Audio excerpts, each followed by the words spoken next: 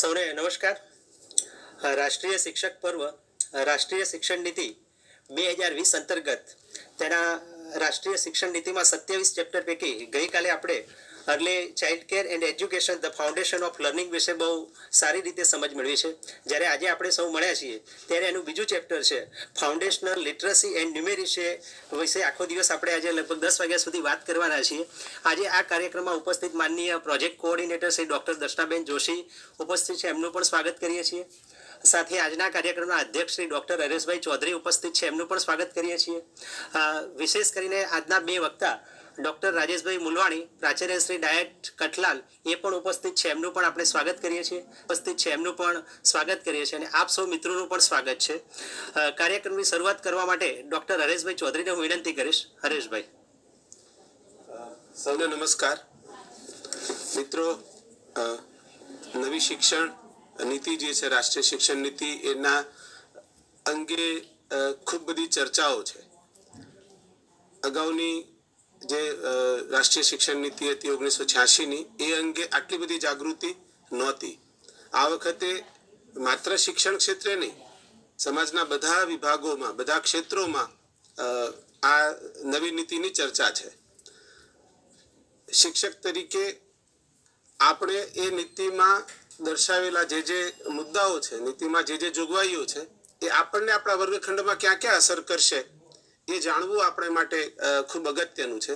અને એટલા માટે આ નીતિમાં આવરી લેવાયેલા બધા જ મુદ્દાઓને ક્રમશઃ એક પછી એક આપની સાથે શેર કરવાનો જીસીઈઆરટીનો આખો ઉપક્રમ છે. એ મણકામાં આ બીજો મણકો છે.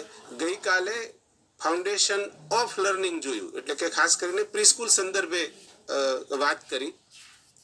આજે છે ફાઉન્ડેશનલ લિટરસી એન્ડ ન્યુમરિસી.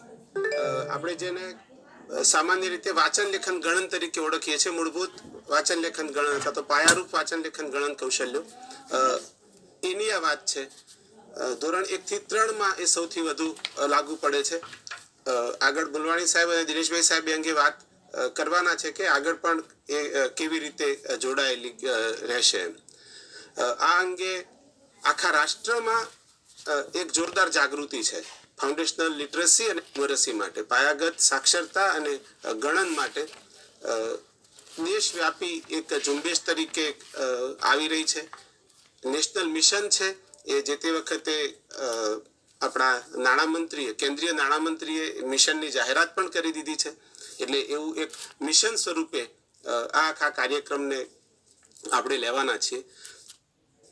આ સંદર્ભે નીતિમાં કઈ કઈ બાબતોની જોગવાઈ છે, નીતિમાં શું શું સૂચવાયું છે, અત્યારે આ નીતિમાં સૂચવાયું હોય અને ગુજરાતમાં એનું પ્રાવધાન પણ હોય, એની જોગવાઈ પણ હોય, એવી કઈ બાબતો છે, એ જોગવાઈ અનુસાર ગુજરાતની સ્થિતિ શું છે.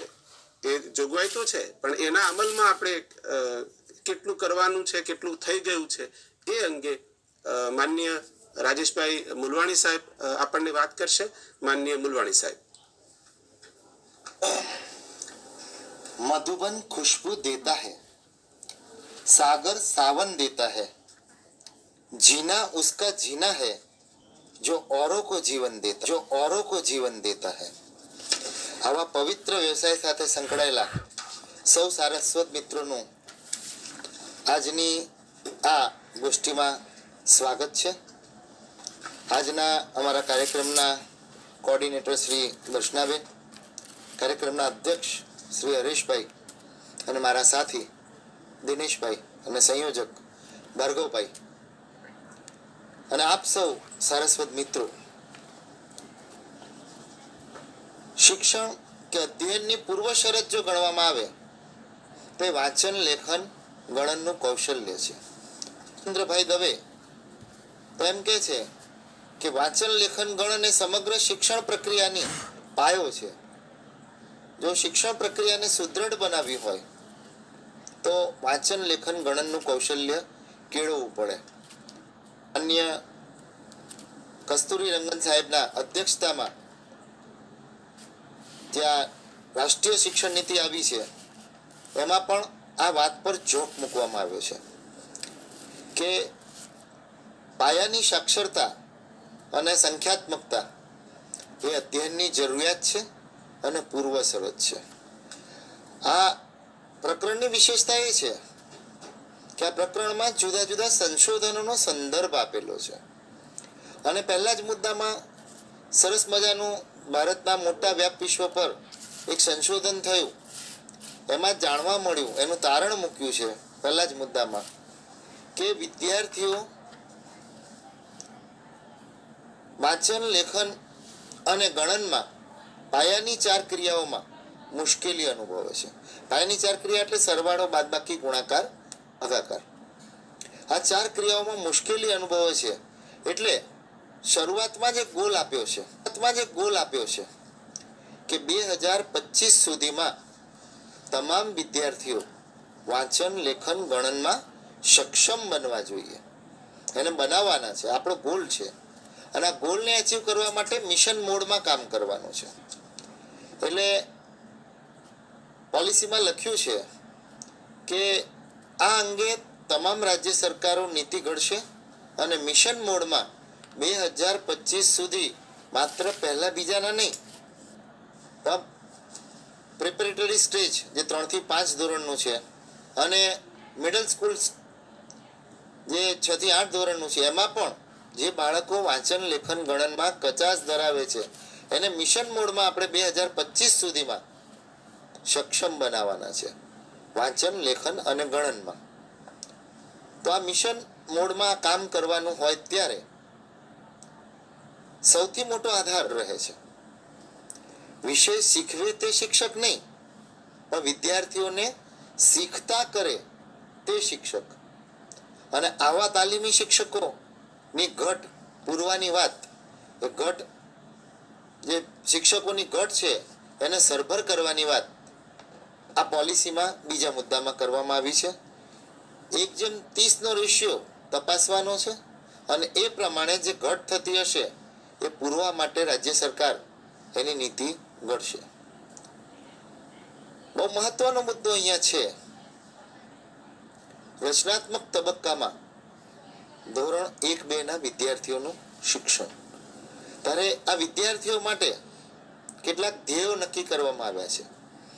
જેમ કે વિદ્યાર્થીઓમાં જિજ્ઞાસા વૃત્તિને ઉત્તેજિત કરવી, જાગૃત કરવી, વિદ્યાર્થીઓમાં તાર્કિક ચિંતન, વિવેચનાત્મક ચિંતનની શક્તિ કેળવવી, વિદ્યાર્થીઓમાં અર્થગ્રહણ અને સર્જનાત્મકતા વિકસાવવી, વિદ્યાર્થી પોતાની જાતની ઓળખ કરે, સ્વની ઓળખ બહુ મહત્વનો મુદ્દો છે.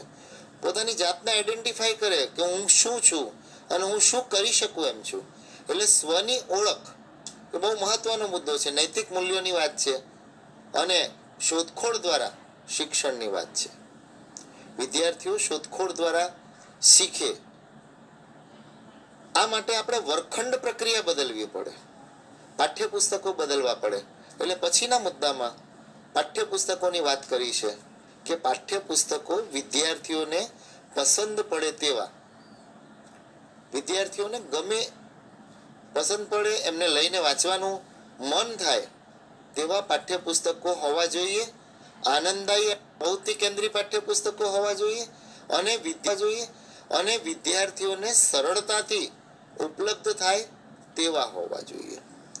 આ પોલિસીમાં સ્થાનિક ભાષા પર વિશેષ ભાર મુકાયો છે, પણ સાથે ભારતની તમામ માન્ય ભાષાઓમાં આ પુસ્તકોનું ભાષાંતર કરવા માટે ડિજિટલ ટેકનોલોજીના ઉપયોગની વાત મૂકી છે. એટલે પાઠ્યપુસ્તક વિદ્યાર્થીઓને ઉપલબ્ધ હોય, એમને પસંદ પડે તેવું હોય, એ લઈને એ વાંચે એની વાત પાઠ્યપુસ્તક અંતર્ગત મૂકવામાં આવી છે.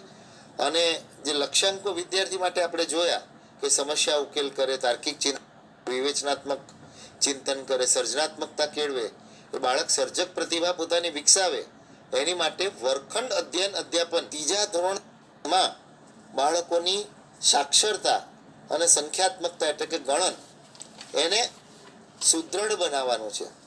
એ લક્ષ્યને પ્રાપ્ત કરવાનું છે 3જા ધોરણ સુધી. ધોરણમાં તો ગોલ એવો આપ્યો છે કે વિદ્યાર્થી પ્રતિ મિનિટ 35 શબ્દો અર્થપૂર્ણ રીતે વાંચી શકે. અર્થપૂર્ણ રીતે વાંચી શકે એટલે જે વાંચે છે તે સમજી અને તેનો પ્રત્યુત્તર આપી શકે. એ રીતે એને શીખતો કરવાનો છે. એટલે આ લક્ષ્યાંકને પ્રાપ્ત કરવા માટે વર્ગખંડ અધ્યયન અધ્યાપન પ્રક્રિયાઓનો નિર્દેશ કરેલ છે. એમાં રમતો છે, ચિત્રો છે, કલા છે, આ બધી જ બાબતોને આમાં ઉમેરેલી છે કે બાળકને સીધા મૂળાક્ષરો ન શીખવતા જો આપણે સ નો મૂળાક્ષર શીખવવો હોય તો સરસ મજાનું ગીત આપીએ કે સસલી બેને સેવ બનાવી, સસલો જમવા બેઠો, જમતા જમતા યાદ આવ્યું કે આજે સોમવાર છે. તો અહીંયા બધે જ સસલાનો સ આવે છે. એનાથી બાળકમાં એ મૂળાક્ષરનું જ્ઞાન આવે અને સાથે જુદા જુદા શબ્દો આવે.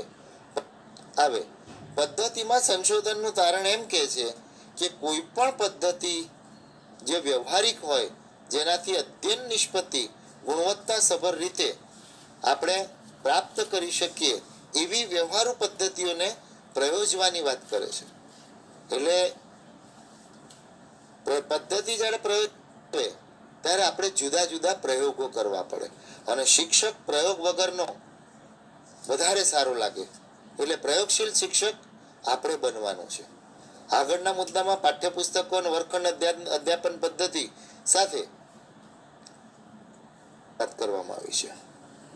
શાળા પુસ્તકાલયો દરેક શાળામાં હોવા જોઈએ અને એનો સમય શાળા સમય પૂરતો જ ન રહેતા શાળા સમય બાદ પણ આ પુસ્તકો વિદ્યાર્થીઓને અને સમાજના વ્યક્તિઓને પ્રાપ્ત થાય એવી વ્યવસ્થા શાળા કક્ષાએ ગોઠવવાની છે. આ પોલિસી 21મી સદીમાં આવી છે, એટલે 2020માં આવી છે. એટલે એમાં ડિજિટલ ટેકનોલોજીનો બહુ જ મોટો ફાળો છે. ડિજિટલ પુસ્તકો કે ઈ લાઇબ્રેરી બનાવવાની વાત કરી છે. પુસ્તકો સાથે ડિજિટલ મટીરિયલ બનાવવાની વાત કરી છે. વિદ્યાર્થીઓને શિક્ષકો વચ્ચે ભાષાના અંતરને દૂર કરવા માટે મલ્ટી લેંગ્વેજ સોફ્ટવેરની વાત કરવામાં આવી છે. તો આપણે ડિજિટલ ટેકનોલોજીમાં પણ અત્યારે કોરોનાના સમયમાં ઘણું કામ કરી રહ્યા છે. વર્ચ્યુઅલ ક્લાસરૂમમાં આપણે સૌ કામ કરી રહ્યા છે. ત્યારે એ ટેકનોલોજી પર વિશેષ જોક મૂકવામાં આવ્યો છે અને કોરોનાએ જે આપણને શીખવ્યું એ જ આગળ વધારે સારી રીતે એનજીઓ અને સ્વયંસેવકો, જે તાલીમી સ્વયંસેવકો છે અને સામાજિક કાર્યકરો છે, એની મદદથી આપણે આ લક્ષ્યાંકને પ્રાપ્ત કરવાનું છે. એટલે ડિજિટલ મટીરિયલને ભેગું કરવાનું છે અને એ વિદ્યાર્થીઓ સુધી પહોંચે એવું કરવાનું છે. રાષ્ટ્રીય કક્ષાના સ્તર સુધી દરેક પુસ્તકો પહોંચે અને ભારતીય સંસ્કૃતિનું સંવર્ધન થાય એ હેતુથી આ શાળા પાઠ્યપુસ્તકોની વાત કરવામાં આવી છે. દરેક વાચકને એનું પુસ્તક મળે, દરેક પુસ્તકને એનો વાચક મળે એવું સરસ મજાનું વાક્ય આગળ આ પોલિસીમાં અન્ય પ્રકરણોમાં કહેવામાં આવ્યું છે કે દરેક વાચકને એનું પુસ્તક મળે અને દરેક પુસ્તકને એનો યોગ્ય વાચક મળે એવી વાત અહીંયા મૂકવામાં આવી છે.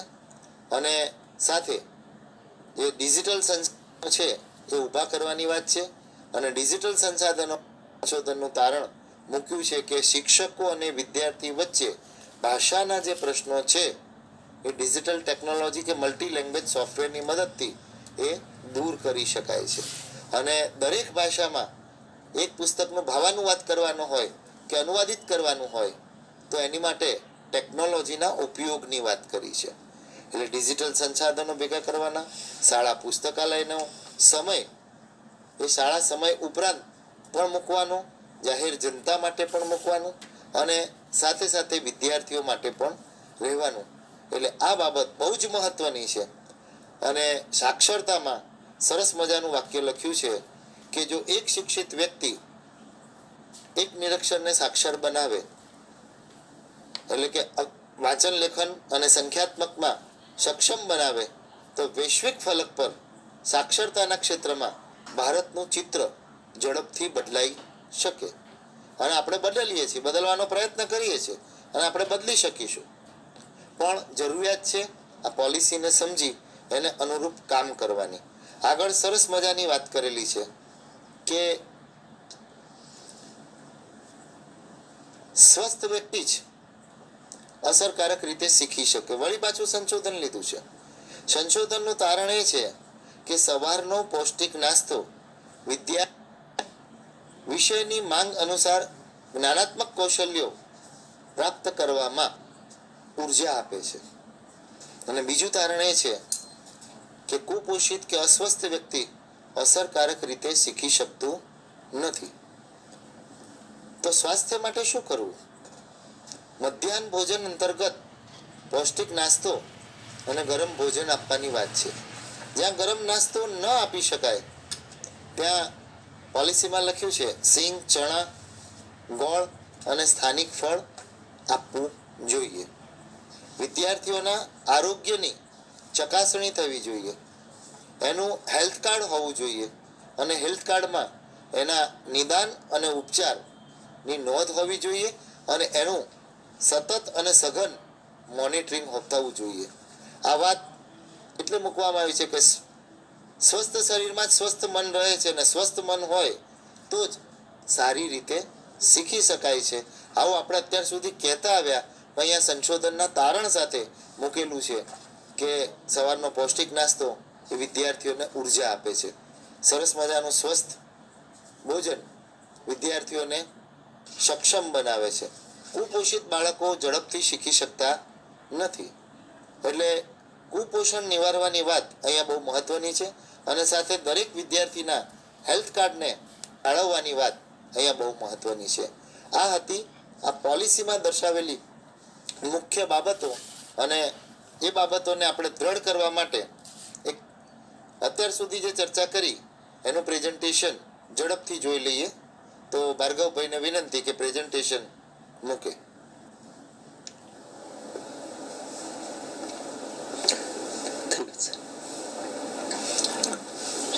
અને હરેશભાઈને વિનંતી કોઈ મુદ્દો આ પ્રેઝન્ટેશનમાં રહી ગયો હોય દિનેશભાઈને, હરેશભાઈને, તો એમાં પૂરતા કરવા વિનંતી.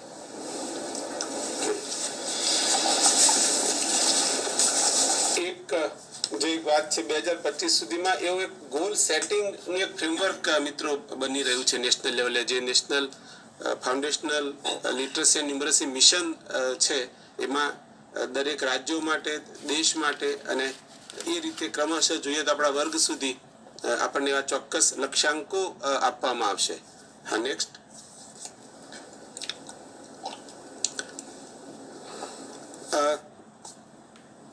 મિત્રો, વધારેમાં વધારે પોલિસીનો ફાઉન્ડેશનલ લર્નિંગ ઉપર અને ફાઉન્ડેશન ઓફ લર્નિંગ ઉપર એટલા માટે છે કારણ કે એક સંશોધન જે થયું છે ગયા વર્ષે માન્ય રાવ સાહેબે એમના પ્રેઝન્ટેશનમાં આ વાત કરી હતી કે એક એવો કર્વ છે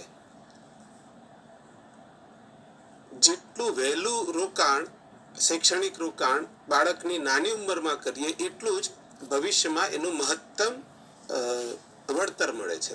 એટલે earliest investment results in highest return. એટલે એ વાતને પકડીને આ પોલિસીમાં ફાઉન્ડેશનલ લર્નિંગ ઉપર અને ફાઉન્ડેશન ઓફ લર્નિંગ ઉપર વધારે ભાર મૂક્યો છે.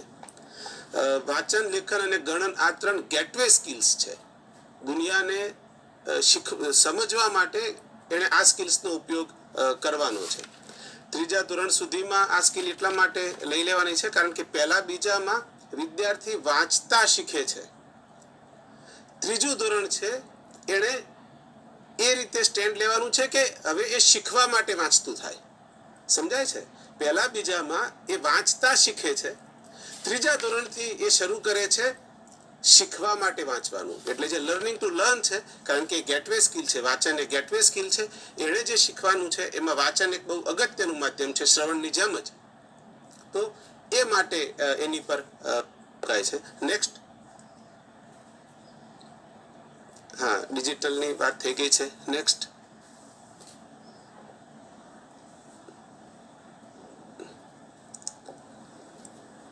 શાળા પુસ્તકાલય, ઓકે, બધી સાહેબે વાત કરી છે. પદ્ધતિ પ્રવિધિમાં હજુ દિનેશભાઈ સાહેબ થોડું આગળ કહેવાના છે. આમાં જે આપ્યું છે એને જ થોડુંક વિશેષ રીતે.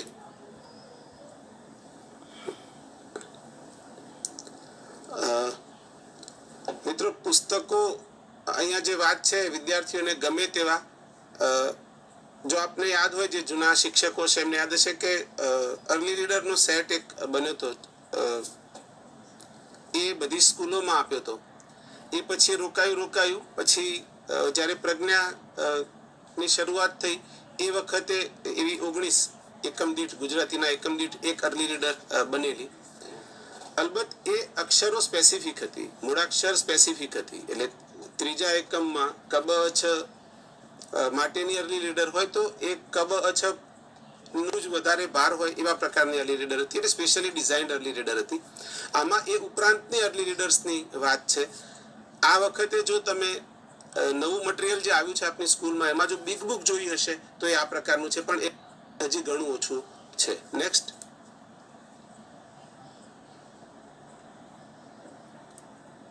સાહેબે સ્વાસ્થ્ય અને શિક્ષણ એનો સંબંધ બરાબર રીતે આપણને સમજાવ્યો છે. મુદ્દા બધા જ કવર કર્યા છે. તો હવે આપણે આ પોલિસીના સંદર્ભમાં ગુજરાત રાજ્યમાં શું જોગવાઈઓ છે અને વર્તમાન પરિસ્થિતિ શું છે એની પર આપણું ધ્યાન કેન્દ્રિત કરીએ. સૌ પહેલા તો 3 થી 8 ધોરણના શિક્ષણને અહીંયા 3 થી 8 વર્ષના શિક્ષણને અહીંયા સમાવવાની વાત કરી છે. એટલે અત્યાર સુધી 1 થી 12 ધોરણ આપણું ચાલતું હતું, એની બદલે આગળના 3 વર્ષ એટલે 3, 4 અને 5 આ 3 વર્ષને ફાઉન્ડેશન લર્નિંગમાં અહીંયા લીધા છે. પાંચમું વર્ષ છે, 5 થી 6 વર્ષનો તબક્કો એ પ્રિપરેટરી ક્લાસ તરીકે લીધો છે. પ્રિપરેટરી ક્લાસ તરીકે લીધો છે ત્યારે બાળક અહીંયા સરસ મજાનું શાળા સંકુલની વાત કરવામાં આવી છે. આંગણવાડીથી લઈને હાયર સેકન્ડરી અને કોલેજ સુધીનું આખું એક સંકુલ બની શકે. તો આખી પોલિસીમાં વાત કરી છે તો આપણું તંત્ર ક્યાં ગોઠવાયેલું? તો આંગણવાડીનું તંત્ર એ ગોઠવાયેલું છે ગુજરાતમાં. આંગણવાડી કાર્યકરો જુદા જુદા 6 કોમ્પોનન્ટ સાથે કામ કરે છે, જેમાંનો એક કોમ્પોનન્ટ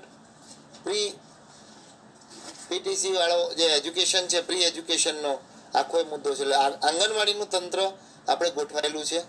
શિક્ષકોની ઘટ મહદઅંશે પૂરી કરવામાં આવી છે. મધ્યાહન ભોજન યોજના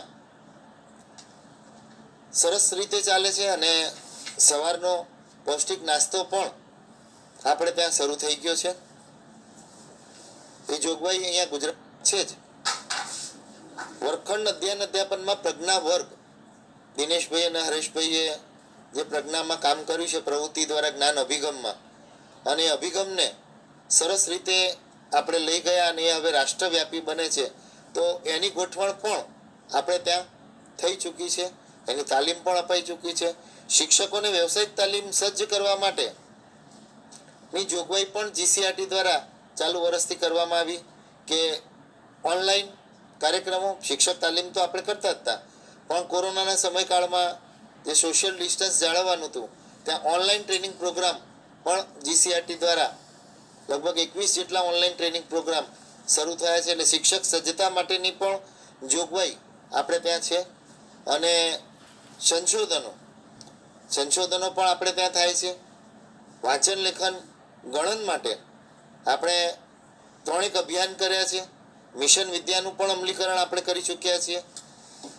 વાંચન લેખન ગણન માટે છે 8મા ધોરણ સુધી આપણે મિશન વિદ્યાનો વ્યાપ વધાર્યો હતો માનનીય ડૉક્ટર રાવ સાહેબના માર્ગદર્શન અને પ્રેરક નેતૃત્વ હેઠળ. સાથે સાથે સંશોધનો જે થયા છે, આઈઆઈએમ પણ ઇન્ડિયન ઇન્સ્ટિટ્યૂટ ઓફ મેનેજમેન્ટમાં સર વિજય શેરીચંદ સાહેબે પણ આ અંગે 2000ની સાલમાં સંશોધન કરેલું વર્ગખંડ પ્રક્રિયા પર. ગત વર્ષે જીસીઆરટીના પ્રયાસથી જે પ્રજ્ઞા વર્ગોની પ્રવર્તમાન સ્થિતિ અને એની અસરકારકતાનો અભ્યાસ એવું સર્વેક્ષણ દરેક જિલ્લામાંથી 30 સ્કૂલોનો નમૂનો લઈને કર્યું છે. એની સાથે એનર્જાઇઝ ટેક્સ્ટ બુક જે આપણે એનસીઆરટી સાથે QR કોડવાળી મૂકી એનું પણ 6, 7, 8માં એનું સંશોધન થયું છે. પણ સંશોધનનો વ્યાપ આપણે વધારવાની જરૂર છે પહેલા બીજા ધોરણમાં. વર્તમાન પરિસ્થિતિ જોઈએ તો આપણે વંચાવીએ છીએ ખરા. વાંચનમાં કહેવાય છે કે શિક્ષકની હાજરીમાં વિદ્યાર્થીઓને વંચાવવું જોઈએ. ફિલ્મો કેટલીક અતિશયોક્તિ આપતી હોય છે, પણ અતિશયોક્તિ રાષ્ટ્રીય કક્ષાએ જોઈએ તો ઘણીવાર યથાર્થ પણ હોય છે. તારી જમીન પર નામની એક ફિલ્મ આવી હતી, એમાં શિક્ષિકાની દેખરેખ નીચે વાંચનનું કહેવામાં આવે છે, પણ વિદ્યાર્થીની ઓળખમાં શિક્ષિકા થાપ ખાય છે અને પરિસ્થિતિ શું સર્જાય છે એ આપણે ક્લિપિંગમાં જોઈએ કે વિદ્યાર્થીને આપણે સમજ્યા ના હોય, એની શક્તિને ઓળખી ના હોય તો પરિણામ શું આવે, એની આપણે થોડીક મજા માણીએ વિડીયો ક્લિપિંગ દ્વારા. ભાર્ગવભાઈને વિનંતી. 38, chapter 4, paragraph 3.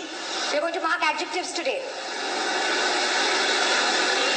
That goes for you as well, Ishan Avasti. Page 38, chapter 4, paragraph 3. Can I have your attention, Ishan? Ishan! I said page 38, chapter 4, paragraph 3. Read the first sentence and point out the adjectives.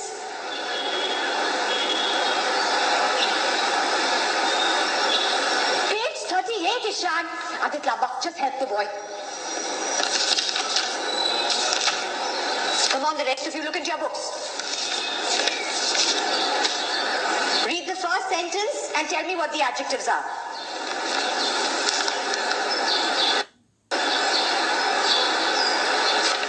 Okay, come on. Let's all mark the adjectives together. Just read the sentence for me. Just read the sentence, Ishant. ये तो नाच है. Silence. Speak in English. The letters are dancing. They're dancing, are they? Okay, then read the dancing letters. Trying to be funny? वो वो Read the sentence loud and proper. वो I said loud and proper, Ishan. Loud and proper. Loud and proper.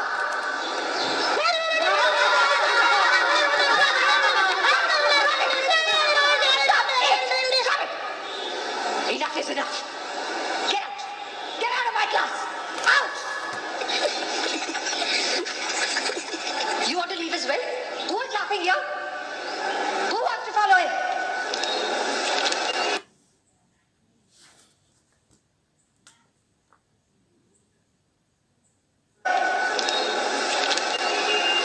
I don't want to hear a kid in my class. Look at your books. Shameless boy. Open your books now. Who's going to tell me what the adjectives are? I don't want to start from this class. તો આપણે જોયું કે વિદ્યાર્થીની ઓળખ, કારણ કે આપણા વર્ગમાં પણ આવા વિદ્યાર્થી રહેવાના જેને અધ્યયન અક્ષમ કે લર્નિંગ ડિસેબિલિટી વાળા વિદ્યાર્થી કહેવાય, જેમાં ડિસ્લેક્સિયા છે, ડિસ્કેલ્ક્યુલિયા છે, ડિસ્ગ્રાફિયા છે.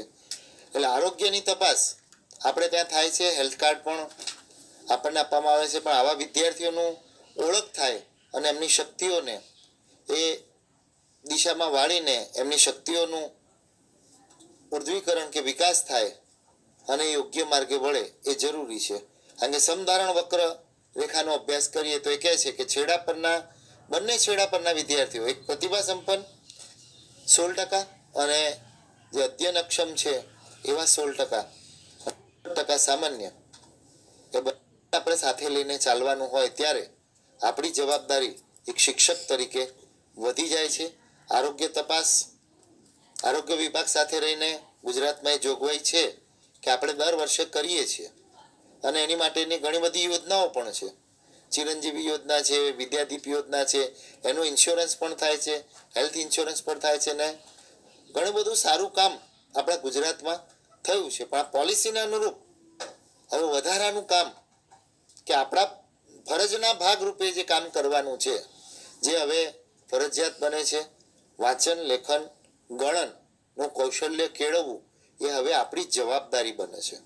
પોલિસીની આગળ જે કોમ્પોનન્ટ લીધા છે કે દરેકને, એનો જે હેતુ છે કે દરેકને શિક્ષણની સમાન તક મળે. એટલે આવા વિદ્યાર્થીઓ પહેલાં 6 થી 14 વર્ષ હતું, હવે 6 થી 18 વર્ષ સુધી આપણે વિદ્યાર્થીઓને મફત ફરજિયાત શિક્ષણ આપવાનું છે.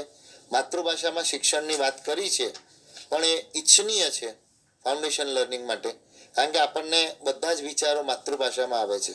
એટલે ગુજરાતમાં માતૃભાષા પર તો વિશેષ જોક મુકાયો છે. ગત વર્ષથી આપણે અર્થગ્રહણ પર ભાર મૂકીને જીસીઆરટી દ્વારા વિદ્યાર્થીઓની વાંચન ઝડપનું સરસ મજાનું સંશોધન પણ થયું છે. પણ સવિશેષ આના કેન્દ્રમાં વિદ્યાર્થી છે અને બીજો ધ્રુવ પકડીએ તો શિક્ષક છે.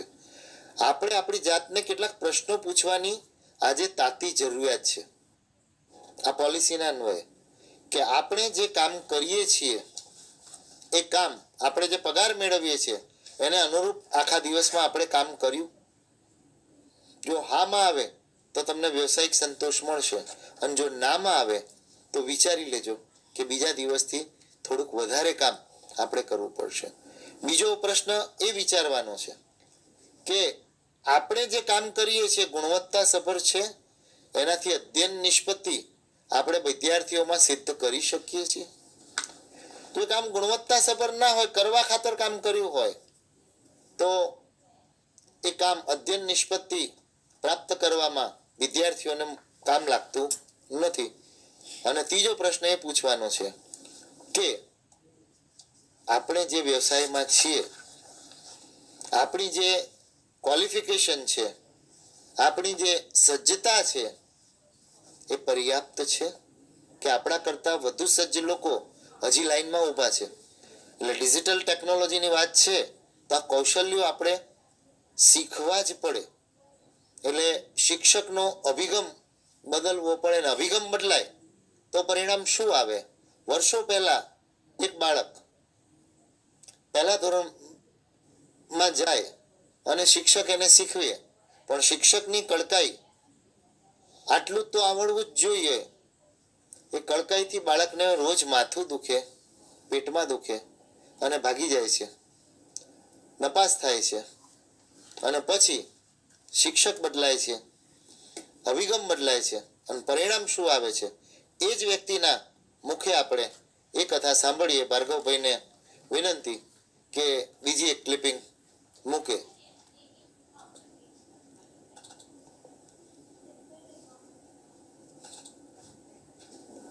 મનોવૈજ્ઞાનિક ઢબે સંશોધન કરતા તો હતા નહીં, એટલે કેસ પડતો મૂક્યો. પહેલા ધોરણમાં નાપાસ થયો, કારણ 14 એકડા નહોતા, પણ એની હાજરી ખૂટતી હતી. અડધો વખત ટીંગા ટોળી કરવાવાળું કોઈ મળે તો મૂકી જાય મા બાપ, નહીતર બિચારા ક્યાંથી મૂકી જાય? કરવાવાળું કોઈ મળે તો મૂકી જાય મા બાપ, નહીતર બિચારા ક્યાંથી મૂકી જાય? મા બાપ એ મજૂર ગરીબ વર્ગના. પછી એક ચમત્કાર થયો, બીજા વર્ષે પાછો મોકલવામાં આવ્યો, પણ પહેલા જ દિવસે વિદ્યાર્થીએ જોયું કે પેલા માસ્તરની બદલી થઈ ગઈ છે. એટલે નો એને પેટમાં દુખ્યું, નો માથું દુખ્યું, અને એની જગ્યાએ એક સરસ મજાના બેન આવ્યા છે. સાવ ભણીને નવા પરણીને ગામમાં આવેલા હશે, એ નવા આવ્યા હતા. પેલા વિદ્યાર્થીને 14 એકડા માટે જે રોજ માર પડતો, એને પેલા બેને પહેલે જ દિવસે બોલાવ્યો પાસે, મજૂરનો છોકરો, કે બેટા કેટલું આવડે તને? તું તો પહેલા બીજું વર્ષ કરી રહ્યો છે, પાકા પાયા વાળો લાગે છે. પેલો કે 14 એકડા આવડે છે. 14 એકડા આવડે તને? અદ્ભુત. આ ક્લાસમાં કોઈને 14 એકડા જ નથી આવડતા. અહીં તો બધાને મારે એકડું શીખવાનું છે, તું તો આ બધાથી વધારે જાણે છે. અને છોકરાને ઝુબકારો થયો કે મને બધાથી વધારે આવડે છે. બેન કે તું આગળ બેસ, તે છેડે હું કામ બેઠો છું, અહીં બેસ. અને તારા અક્ષર તો જો કેટલા સરસ અક્ષર છે. ચાલ તું આજે એકવાર અહીંયા લખ અને પછી એકડો બોર્ડ ઉપર લખ. જાણે કોકે કચરામાંથી ખંખેરી રત્નને ઝાપટી મૂક્યો હોય ને એમ છળકાટ નીકળી. એક વિદ્યાર્થી કે જે 1 વર્ષ શોષાતો, માથું દુખવું, પેટમાં દુખવું ચાલતું હતું, એ બીજી જ વર્ષે ચમત્કારિક રીતે ભણવા માંડ્યો. પહેલું વર્ષ પૂરું થયું એ વિદ્યાર્થીને 100 એકડા તો સાઈડમાં, 1 થી 40 સુધી આંખ, ડોડા, પાયા, ઘડિયા, ઉઠા અને એક ગણિતના પહેલા બીજા 3 સુધી આવતા બધી જ વસ્તુઓ સ્કૂલના 100 ચોપડા જે હતા પેલા લાઇબ્રેરીના હતા એ બધા વાંચી ગયો. વાર્તાઓ પોતે કે જાણે એ વિદ્યાર્થી જ નથી, ચમત્કાર થઈ ગયો છે. આ દંતકથા નથી. તમારે લોકોને જે રોજબરોજના જીવનમાં અનુભવ થાય છે એ જ પ્રકારનો એક અનુભવ છે. સત્ય કથા છે. એ શિક્ષિકા બેન હતા લીલાબેન લાભશંકર મહેતા, અત્યારે રિટાયર થઈ ચુક્યા છે, અને વિદ્યાર્થી હતો ડોક્ટર આઈ કે એક અભિગમ બદલવાથી વિદ્યાર્થીનું આખો વ્યક્તિત્વનો કેસ બદલાઈ જાય છે, કે જે આવવાનું નહોતું ગમતું એને બદલે આવતો થાય છે, અને લાઇબ્રેરીના પુસ્તકો વાંચતો અને વાર્તા કહેતો થાય છે. તો ભાવિ શિક્ષકો જે શિક્ષણના પવિત્ર વ્યવસાયમાં, ફાઉન્ડેશન લર્નિંગમાં અને આપણા પ્રિપેરેટરી સ્ટેજમાં અને મિડલ સ્કૂલમાં દાખલ થવાના છે, કે સેકન્ડરી સ્કૂલમાં દાખલ થવાના છે, ત્યાં આવ્યા કેસ સ્ટડી મૂકવાની જરૂર છે. એટલે પ્રી પીટીસી ડીએલએડ બીએડનો અભ્યાસક્રમનું પુનર્ગઠન આ પોલિસીના સંદર્ભમાં આપણે કરવાનું થશે. અધ્યયન અધ્યાપન પદ્ધતિઓ જે આપણે જુદી જુદી અપનાવીએ છીએ એમાં વ્યવહારુ પદ્ધતિ પ્રયોજવા માટેના સંશોધનો, પ્રાયોગિક સંશોધનો કરવાના થશે, અને સાથે જુદી જુદી શૈક્ષણિક રમતો એ અલગ ન રહેતા શિક્ષણના ભાગ તરીકે રમતો, ચિત્રો, સંગીત, વાર્તા એ બધું આમાં આવશે. આરોગ્યની ચકાસણી અને તેના રેકોર્ડની જાળવણી, એનું સઘન મોનિટરિંગ એ પણ આપણે કરવાનું થશે. અત્યારે આપણે હેલ્થ કાર્ડને મોનિટરિંગમાં ભાગ્યે જ સ્થાન આપીએ છીએ, એને સ્થાન આપવાનું થશે. એટલે આપણે જે કરી રહ્યા છે, આપણે નથી કરી રહ્યા એમ નહીં, ગીજુભાઈ બધેકાના સમયથી આપણે જે વાતને અપનાવી છે, દીવા સ્વપ્ન ને એમના પુસ્તકોમાં જે વાત મૂકી છે કે શિક્ષક હંમેશા જુદા જુદા પ્રયોગો કરતો રહેવો જોઈએ. દીવા સ્વપ્ન એ એક પ્રયોગ કથા જ છે શિક્ષકની, અને આપણા સૌ ભેગા મળીને આવા પ્રયોગો કરીએ જ છીએ. કારણ કે જે સેતુ કાર્યક્રમ, તાલીમ કાર્યક્રમ ચાલતો તેમાં જુદા જુદા શિક્ષકોના ઘણા બધા કેસ સ્ટડી એમને જે સ્કૂલમાં કર્યા હોય એ મૂકવામાં આવે છે. જીવન શિક્ષણમાંથી પણ જીસીઆરટી દ્વારા એનું પ્રકાશન કરવામાં આવે છે. પણ એવા કેસ સ્ટડી, એવા પ્રયોગો આપણે વધુ ને વધુ કરતા રહીએ, અને આપણે જુદા જુદા અભિયાન સ્વરૂપે આ પાયાની સાક્ષરતા અને સંખ્યાત્મકતા એટલે કે ગણન ને સાકાર કરી શકીએ એની માટે એક કદમ આગળ જઈએ. રોજના સમય કરતાં થોડો વધારે સમય શાળામાં આપીને ગુણવત્તાસભર કામ કરી બાળકોને શીખતા કરીએ, અને શીખતો થયેલો બાળક, જેમ હમણાં આપણે વિજયવાલા સાહેબનો કેસ સાંભળ્યો કે એને શીખી તો ગયો પણ સાથે લાઇબ્રેરીના પુસ્તકો પણ વાંચતો થયો.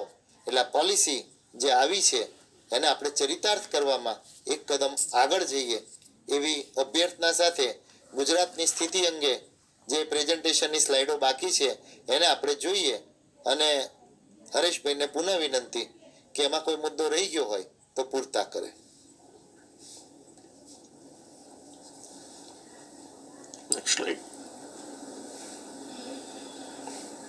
સ્લાઇડ્સ આપજો ભાર્ગવભાઈ, સ્લાઇડ નેક્સ્ટ.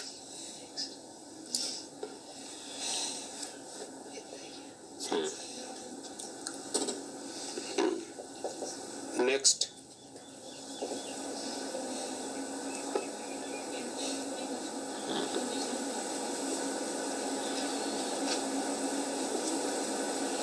નેક્સ્ટ.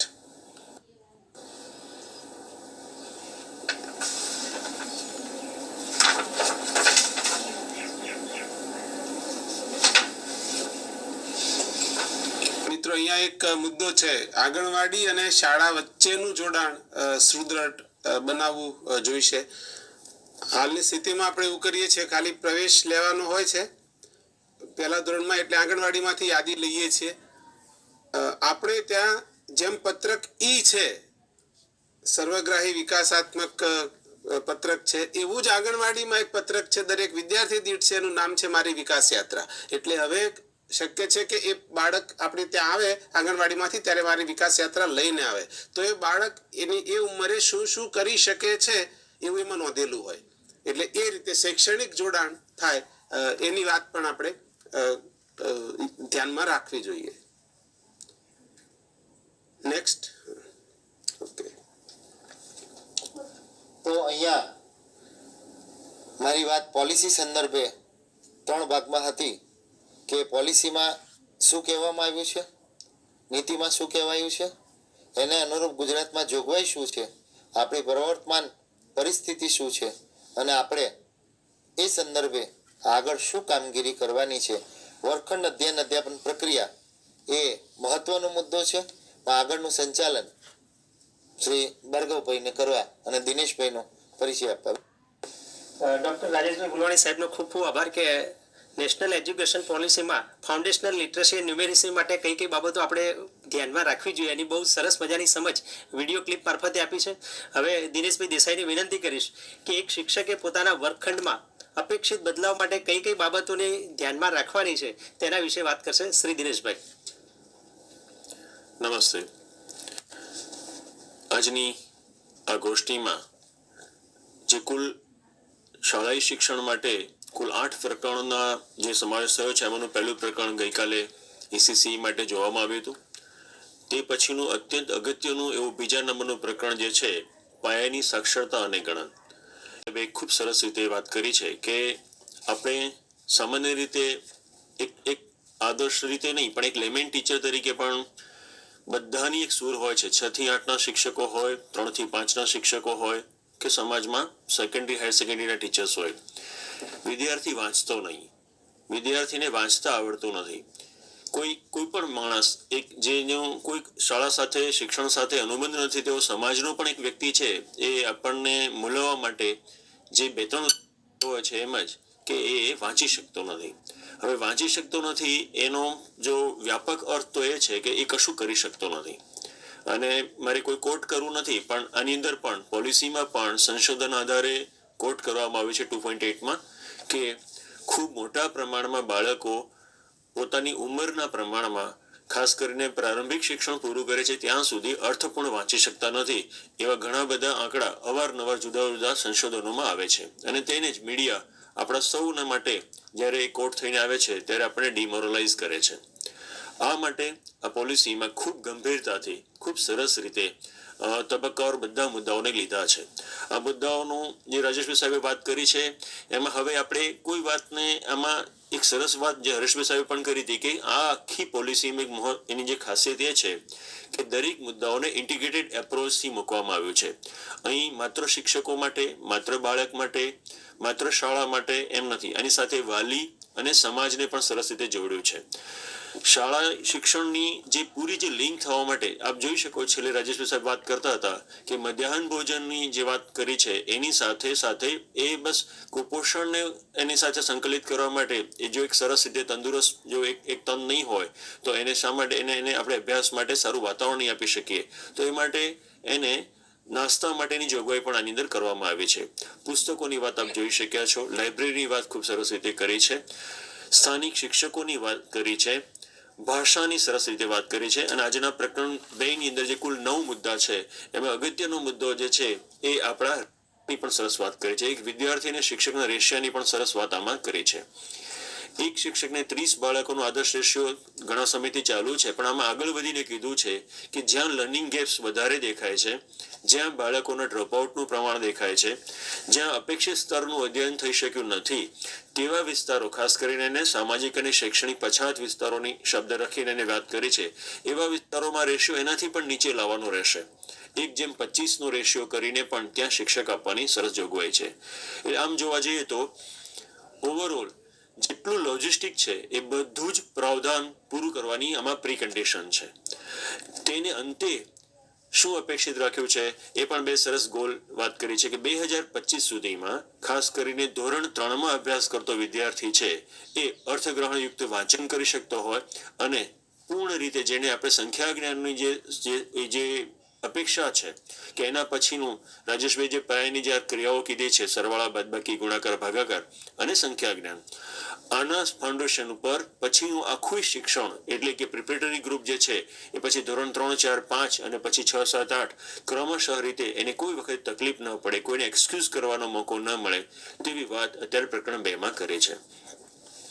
આ આખી વાત થઈ ગઈ નીતિગત જે જોગવાઈઓ જે રજૂ કરવાની છે તે જોગવાઈઓ માટે.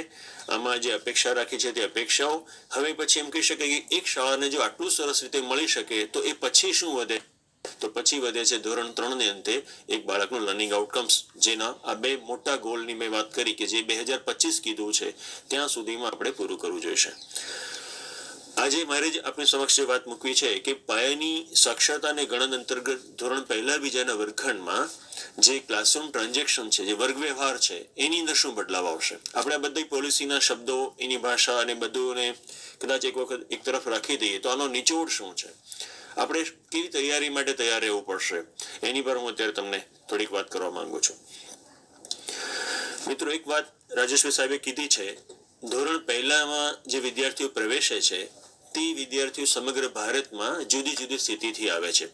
કેટલાક વિદ્યાર્થીઓ પ્રી સ્કૂલિંગ કરીને આવે છે, કેટલાક વિદ્યાર્થીઓ આંગણવાડીમાંથી આવે છે, કેટલાક વિદ્યાર્થીઓ આ પ્રકારની કોઈને કોઈ સ્થિતિમાંથી આવે છે, કેટલાક વિદ્યાર્થીઓ છે કે જેમને આવા કોઈ પણ પ્રકારના એક્સપોઝર નહીં મળે અને સીધું ધોરણ 1માં એનો પ્રવેશ થાય છે. એટલે તમે જુઓ, અહીં મલ્ટી લેવલ્સ જે ગ્રુપ જે છે, અલગ અલગ પ્રકારના વિદ્યાર્થીઓ ધોરણ 1માં પ્રવેશે છે. ત્યારે ધોરણ 1ના શિક્ષક માટે હંમેશા આપણે જાણીએ છીએ કે લર્નિંગ માટે એનો હંમેશા એને મળેલા પ્રી એક્સપોઝર, લર્નિંગ એક્સપોઝર કેવા રહ્યા છે એની પરથી એનું ફાઉન્ડેશન તૈયાર કરવાનું હોય છે. ત્યારે આવા બધા જ વિદ્યાર્થીઓને એક સાથે લાવવા માટે ધોરણ શરૂઆતના 90 દિવસને બહુ જ અહેમ આ પોલિસીએ મૂક્યા છે. એને 3 મહિનાનો એક આખો ટાસ્ક આપ્યો છે કે 3 મહિનાના ટાસ્ક માટે તૈયાર કરીને બધા વિદ્યાર્થીઓને એક લેવલ પર લાવવાના રહેશે. અહીં એની અધ્યયન જે સ્થિતિ છે એની સ્પીડ કદાચ જુદી હોઈ શકે, એના લર્નિંગ એક્સપોઝર જુદા હોઈ શકે, પણ મિનિમમ શું છે એ મિનિમમ પર લાવવા માટે જે 3 મહિનાનો જે કોર્સ છે, આ બધું જ ગુજરાત માટે એટલે નવું કે ઘણા બધા સમયથી ગુજરાતમાં અલગ અલગ નામે આપણે શાળા તત્પરતા કાર્યક્રમ કરી રહ્યા છે. સ્કૂલ રેડીનેસ પ્રોગ્રામ જે SRP કહીએ છીએ, બસ આપણા જ આ બધા પ્રોગ્રામને સફળ રીતે આ પોલિસીમાં ડોક્યુમેન્ટ કરેલા છે. એમ કહી શકાય કે ઘણું બધું જે આપણે કરી રહ્યા હતા શાસ્ત્રીય રીતે ગુજરાતે કર્યું છે. બહુ જ બધું મટીરિયલ GCRT જે તે વખતે વિદ્યાદીપ નામનું એક સરસ એક આખું મોડ્યુલ તૈયાર કર્યું હતું. એમાં ડે વાઇઝ પ્રવૃત્તિ હતી. અહીં આગળ જે પોલિસીએ મહત્વના જે 3-4 મુદ્દા લખ્યા છે કે વિદ્યાર્થીઓને રંગ, વિદ્યાર્થીઓને આકાર, વિદ્યાર્થીઓને સ્પર્શ, વિદ્યાર્થીઓને સંવેદના, વિદ્યાર્થીઓને આકૃતિ, આ બધાના માધ્યમથી એક વિદ્યાર્થીને સ્કૂલ રેડીનેસ પ્રોગ્રામ માટે કેવી રીતે તૈયાર કરી શકાય. આપણે જોયું હશે કે ડોક્ટર નલિન પંડ્યા સાહેબ GCRTમાં નિયામક હતા તે વખતે આ આખું વિદ્યાદીપ જે ગ્રુપ બન્યું હતું અને વિદ્યાદીપ મટીરિયલની રાજ્યના એક શિક્ષકને આપણે તાલીમ આપી, એનું મટીરિયલ આપ સૌએ કર્યું. આમાંથી જ બાલમિત્ર વર્ગખંડો બન્યા અને આખું કામ સરસ શરૂ થયું. પછીથી એ મુદ્દાને આપણે SRP સ્કૂલ રેડીનેસ પ્રોગ્રામ તરીકે વચ્ચેના સમયમાં એક પાઠ્યપુસ્તકો જે GCRT દ્વારા બન્યા એના શરૂઆતના પ્રકરણના 18 પેજ એ માત્ર ને માત્ર આ જે પોલિસી જેને માટે વાત કરે છે 3 મહિના એની માટે જ બનાવાયા હતા. બહુ જ ખૂબ સરસ રીતે એ 18 પાનામાં આખા ધોરણ 1માં શરૂઆત કરવા માટે વિદ્યાર્થીઓને કેવું આપી શકાય બધી જ વસ્તુ, એ વાર્તા શું છે, ગીત શું છે, વિદ્યાર્થીઓનું કોઈ પણ ઓળખ લક્ષણ પ્રવૃત્તિ શું છે, અવલોકન શું છે, સ્પર્શ સંવેદના શું છે, માટીકામ શું છે, તરાહ શું છે, પેટર્નની વાત જે છે એને કેવી રીતે કરવાનું એ બધાનો ખૂબ અર્થસભર રીતે વાત કરી હતી. એના જ નિચોડ સ્વરૂપે આ પોલિસીમાં આ 3 મહિનાને અહેમ રીતે જોવામાં આવ્યો છે. તો મિત્રો, એવી રીતે કદાચ હવે એના પછીનો છેલ્લો જે અત્યારે જે ચાલતો કોર્સ છે એને હું જોડી દઉં તો આખી છેલ્લા 15-18 વર્ષની લિંક આખા જોડી જશે. અત્યારે જે પ્રવૃત્તિ દ્વારા જ્ઞાન અભિગમ અંતર્ગત ધોરણ 1 અને વિદ્યાર્થીઓ જે અભ્યાસ કરી રહ્યા છે એની અંદર જે 0 માઇલસ્ટોનની વાત જે હતી એ એક્ઝેક્ટ આ જ હતી. આનો 0 માઇલસ્ટોન પણ એ જ હતો કે જુદા જુદા સ્તરથી આવતા વિદ્યાર્થીઓને જુદી જુદી રીતે આવે છે એના લર્નિંગ એક્સપોઝરને કે એવા કોમન પ્લેટફોર્મ પર લઈ આવીએ કે તે પછી ધોરણ 1નું જે કંઈ અધ્યયન જે નિષ્પત્તિઓ જે છે એને આપણે ત્યાંથી ડેવલપ કરી શકીએ. તો આપણે આ પોલિસી હવે જે નવો બદલાવ આવવાનો છે ધોરણ 1માં પહેલા 3 મહિના એટલે કે 90 દિવસ માત્ર બાળક શાળાએ આવતું થાય, બાળકને આવવું ગમે, આવ્યા પછી રોકાવું ગમે અને રોકાયા પછી એને શીખવું ગમે. આ જે ત્રણેય તબક્કાની વાત જે છે એને આ પોલિસીએ સરસ રીતે લીધી છે. આપણે એના માટે તૈયાર થઈશું. આની જ માટે આપણે ત્યાં હવે અહીં માત્ર એનું ફિઝિકલ રોકાણ નથી, એનું આવવાનું છે. પહેલા આવાગમતાઓ માટે આપણે જે કોમન હતું કે સરસ ગીતો ગાઈએ છીએ, વાર્તાઓ કહીએ છીએ એટલે બાળકને આવવું ગમે છે. આ એક પ્રકારનું પ્રથમ દ્રષ્ટિએ એનું આવવાનું માટેનું આકર્ષણ થયું. હવે એ આકર્ષણના સંદર્ભમાં જે કોઈ પ્રવૃત્તિ કરીએ છીએ એ પ્રવૃત્તિ એવી રીતે કરવાની છે કે એને એક બેઝ પૂરો પાડવાનો છે. હું બે ત્રણ કદાચ આપ સૌ સાથે ઘણી બધી આપે જોયું હશે કે આપણા ધોરણ પહેલાના આજની તારીખમાં પણ જે આપણા આકલનના જે પત્રકો છે, મૂલ્યાંકનના જે પત્રકો છે, એમાં ધોરણ પહેલામાં શાળા તત્પરતાની પ્રવૃત્તિની કુલ 18 પ્રવૃત્તિની યાદી આપી છે. એ દરેક પ્રવૃત્તિ જે છે એનો જે કોન્સેપ્ટ જે એ છે કે અહીં આ વસ્તુ જે પ્રવૃત્તિ છે એના અભ્યાસ સાથે લિંક છે, માત્ર એને આનંદ માટે નથી. આપણે પ્રવૃત્તિ અને રમત બે વચ્ચેનો જે ડિફરન્સ જે માઇનર કરીએ છીએ કે જેની અંતે માત્ર એક આનંદ મળે છે ત્યાં સુધી આપણે એને રમત કહીએ છીએ, પણ એ જ રમત જ્યારે લર્નિંગ માટે કન્વર્ટ કરીએ છીએ એટલે આપોઆપે પ્રવૃત્તિ થઈ જાય છે. તો અહીં હવે બધી જ આ 3 મહિના જ્યાં 90 દિવસની જે પ્રવૃત્તિઓ છે બધી જ પ્રવૃત્તિઓ લર્નિંગ કન્વર્ઝનની છે. એક નાનું ઉદાહરણ આપ સાથે શેર કરવાનું અત્યારે ઈચ્છું છું. માની લો કે કોઈક શિક્ષક છે, ધોરણ પહેલામાં વિદ્યાર્થીઓને માટીકામ કરાવે છે. અહીં માટીકામ છે તો બાળકની ગમતી પ્રવૃત્તિ છે. બાળકને એમ લાગે છે કે બધું હું રમું છું, કારણ કે આ બધામાં એક એમ આખી પોલિસીએ વારંવાર ઉલ્લેખ કર્યો છે કે રમતા રમતા કરવાનું છે, પ્રવૃત્તિ દ્વારા કરવાનું છે. રાજેશભાઈ સાહેબે આનો ઉલ્લેખ કર્યો છે કે આ પ્રવિધિ બદલાશે, પદ્ધતિ બદલાશે. આ બધો બદલાવ આપણા માટે સહજ એટલા માટે કે ગુજરાતમાં બધું જ ઓલરેડી છેલ્લા 10-15 વર્ષમાં આપણે આ બધું કરી રહ્યા છે, પણ એક્રોસ ધ નેશન જ્યાં નથી થતું, ઇન્ક્લુડ ખાનગી શાળાઓ સહિત આ બધાને આ વસ્તુ લાગુ પડવાની છે. એટલે ત્યાં એક જુદો મુદ્દો છે. માટીકામ સાદી વસ્તુ છે કે માટીકામમાં શું કરશે તો બાળકને જે ગમશે એ કરશે, બાળકને જે ગમશે એ કરતો રહેશે. પણ અહીં શિક્ષક જે છે એ કશું કરાવે છે ત્યારે એની પાછળનો જે ઓબ્જેક્ટિવ જે છે, એનો હેતુ છે, શિક્ષકમાં બહુ ક્લિયર છે. હું અત્યારે માટીકામ કરાવું છું તો શું કરાવું છું, તો એના હાથ જે છે એને હું એને કેળવણી આપું છું, હાથને કેળવું છું. માટીને ગુંદું છું, માટીને ગુંદવું છે બાળક માટે સાદી વસ્તુ છે, પણ એ બાળક આ વિદ્યાર્થીના દરેક જે હાથના જે જોઈન્ટ્સ છે એ જોઈન્ટની એક કસરત હું આપી રહ્યો છું. પણ એ જ વસ્તુ સાથે માટીમાંથી ગોળી અથવા ગોળા બનાવડાવું છું. જ્યારે ગોળા બનાવું છું ત્યારે શિક્ષકને મને નક્કી છે કે બાળકને મને ગોળા બનાવવું છે, પણ શિક્ષક નક્કી કરશે કે હું એના પાવલાની એક સરસ રીતે કસરત આપી રહ્યો છું. એના એક પાવલામાં જો રક્ત પરિભ્રમણ થશે, આ સરખું રીતે કેળવાશે તો આ પાવલું આજીવન રીતે બાળકોને બહુ જ બધી લેખન પ્રવૃત્તિ માટે એ સશક્ત કરી દેશે. અહીંથી શરૂ કરીએ છીએ. હવે હું એમાંથી કોઈ ચાંચ બનાવવા માટે માટીમાંથી કશું ખેંચાવું છું, તો અહીં ચાંચ બનાવવું એ એક નિમિત્ત છે, પણ શિક્ષકને મને નક્કી છે કે અહીં જ્યારે ચાંચ બનાવું ત્યારે આંગળીના જે ટેરવા છે એ ટેરવા સાથેનું કામ હું કરાવડાવું છું. અહીં હું કશુંક રીતે હવે દાખલા તરીકે આ એક માટીની હજુ જુદી જુદી પ્રવૃત્તિમાં તમે કરતા એક જ પ્રવૃત્તિ હશો, પણ શિક્ષક બહુ ક્લિયર હશે કે મારા વિદ્યાર્થીને અત્યારે હું માટીકામ કરું એ વિદ્યાર્થી માટે છે. મારી મન જે છે એના જે મોટર સ્કિલ જે છે, એના શારીરિક જે બધા આંગળાઓ જે છે, આ કૌશલ્યો જે છે એને તૈયાર કરી રહ્યો છું. બસ આ પ્રિપેરેટરી માટે શરૂઆતના 3 મહિનામાં આપણા 3 મહિનાને ઓળખવો પડશે. માત્ર આપણે કહીશું ગીતો ગાવાના છે, બાળકને મોજ કરવાની છે, તો મોજ મળશે, બાળકને આવું ગમશે, પણ જે બેઝ બનાવવો છે એ બેઝમાં ફરીથી પાછું કોઈ ને કોઈ આપણે ક્ષતિ મૂકી રહીશું.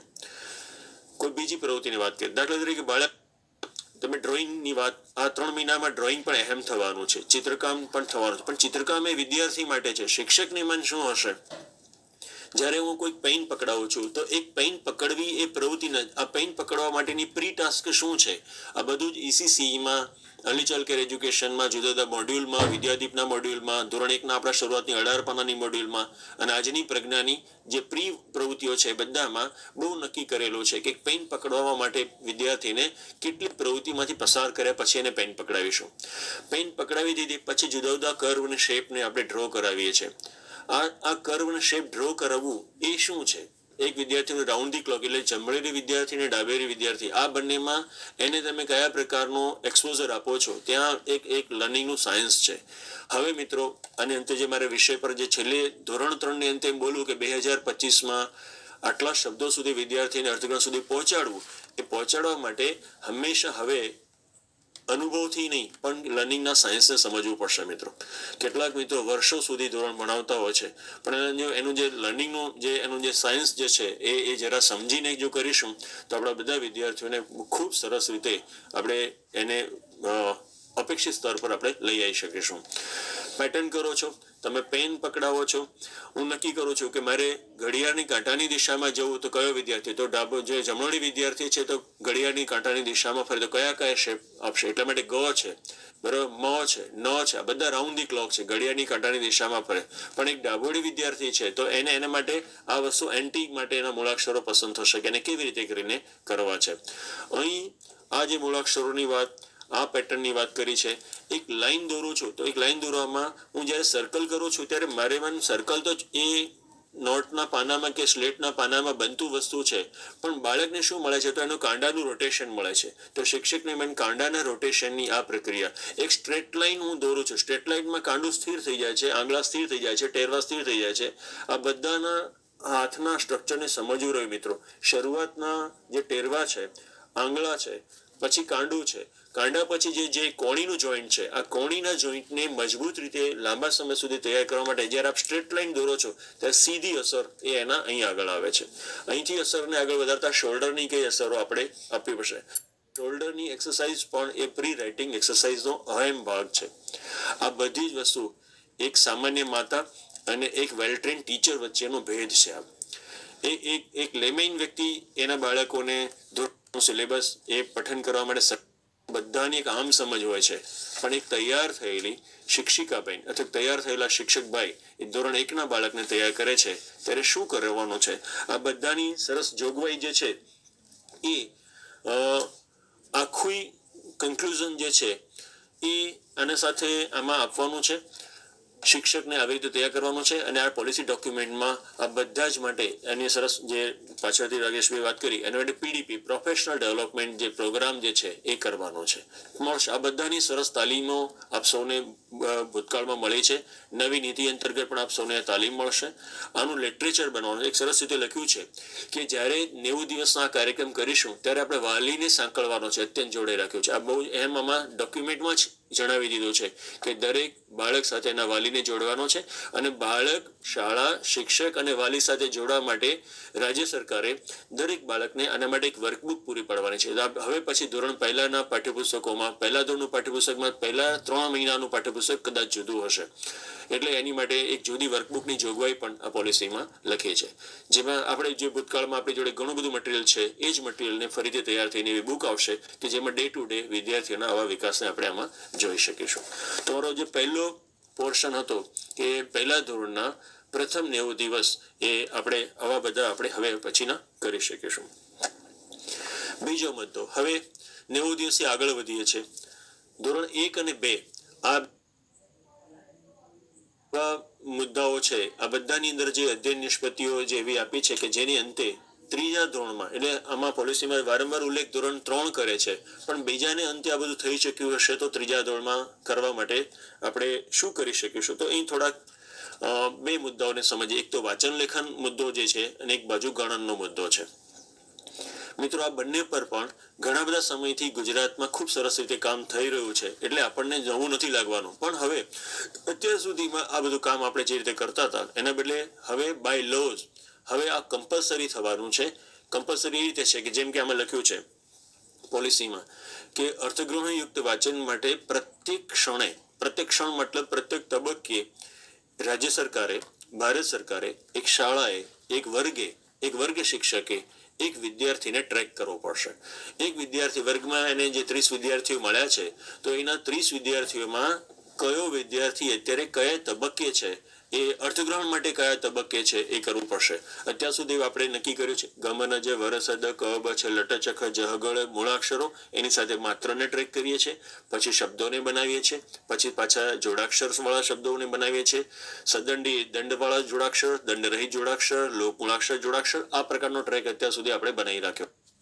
હવે આ બધા જ ટ્રેક સાથે જે નવું ઉમેરાય છે એ છે કે વિદ્યાર્થીઓની અર્થગ્રહણને પણ સાથે જોડવાનો છે. અર્થગ્રહણને સાથે જોડતા એની ઝડપને પણ જોડવાની છે. ત્રીજા ધોરણમાં કીધું છે 1 મિનિટમાં 35 શબ્દો એને અર્થગ્રહણ સાથે એને વાંચવાના છે, 35 શબ્દો લખવાના છે. હવે આપે આજ સુધી ઘણી વખતે જાણી જોઈને કોઈ આમ કહેવાય કે હેતુસભર આવી આકલન કસોટીઓ આપણે ન પણ કરી હોય કે મારો વિદ્યાર્થીની વાંચન ઝડપ શું છે. બસ આ વાંચન ઝડપ વિશે પણ આપણે હવે આપણા જે વિદ્યાર્થીઓનો જે પ્રોગ્રેસ કાર્ડ બનાવીએ છીએ, વિદ્યાર્થીઓનો જે પ્રગતિમાં પણ રજીસ્ટર બનાવીએ છીએ, આ વખતે પ્રજ્ઞામાં પ્રયત્ન થયો છે.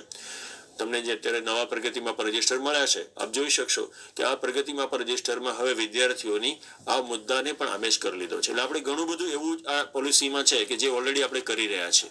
બસ એને થોડાક ઇન્ટેન્સિવ રીતે, થોડાક જાગૃત રીતે, ખાસ કરીને અપેક્ષિત હેતુઓને હું સબર કરવા માટે આ પ્રવૃત્તિ કરું છું. બસ આટલું જ કરી દેશો મિત્રો તો આપણે કશું નવું નહીં લાગે. આપ કરી રહ્યા છો અને એ કરવાને અંતે આ રાષ્ટ્રે બહુ જ મોટી અપેક્ષા અને એનું કમિટમેન્ટ જાહેર કર્યું છે કે 2025માં પૂરું કરવું. મતલબ એના હર ફેઝમાં ધીમે આપણે આ કરવાનું. આપણે માટે કદાચ આ વર્ષો 2020, 21, 22માં જ બહુ મોટા ભાગના બાળકોને કરી શકશું. ગુજરાત સરકારના શિક્ષણ વિભાગને GCRT દ્વારા ગત વર્ષે જે ધોરણ 2માં જે નિદાન ઉપચાર માટેનું જેને આખા આપણે ટેસ્ટ જુદા જ હતા, કોઈ માર્ક્સ લગતા નહોતા, કયો વિદ્યાર્થી લર્નિંગના કયા તબક્કામાં કઈ ભૂલો સાથે કરી રહ્યો છે એનું ડાયગ્નોસિસ કરવું આ પહેલી વખતે બહુ માઇક્રો કામ આપણને મળ્યું. મારી પાસે વર્ગના 30 વિદ્યાર્થીઓ છે, પણ કયો વિદ્યાર્થીને હું કઈ જગ્યાએ લઈ ગયો છું. રોટ બેઝ લર્નિંગમાં કેટલા વિદ્યાર્થીઓને 1 to 50, 1 થી 50 બોલવા તો બોલી નાખતા હતા. આ બોલવું એ અંક જ્ઞાન છે.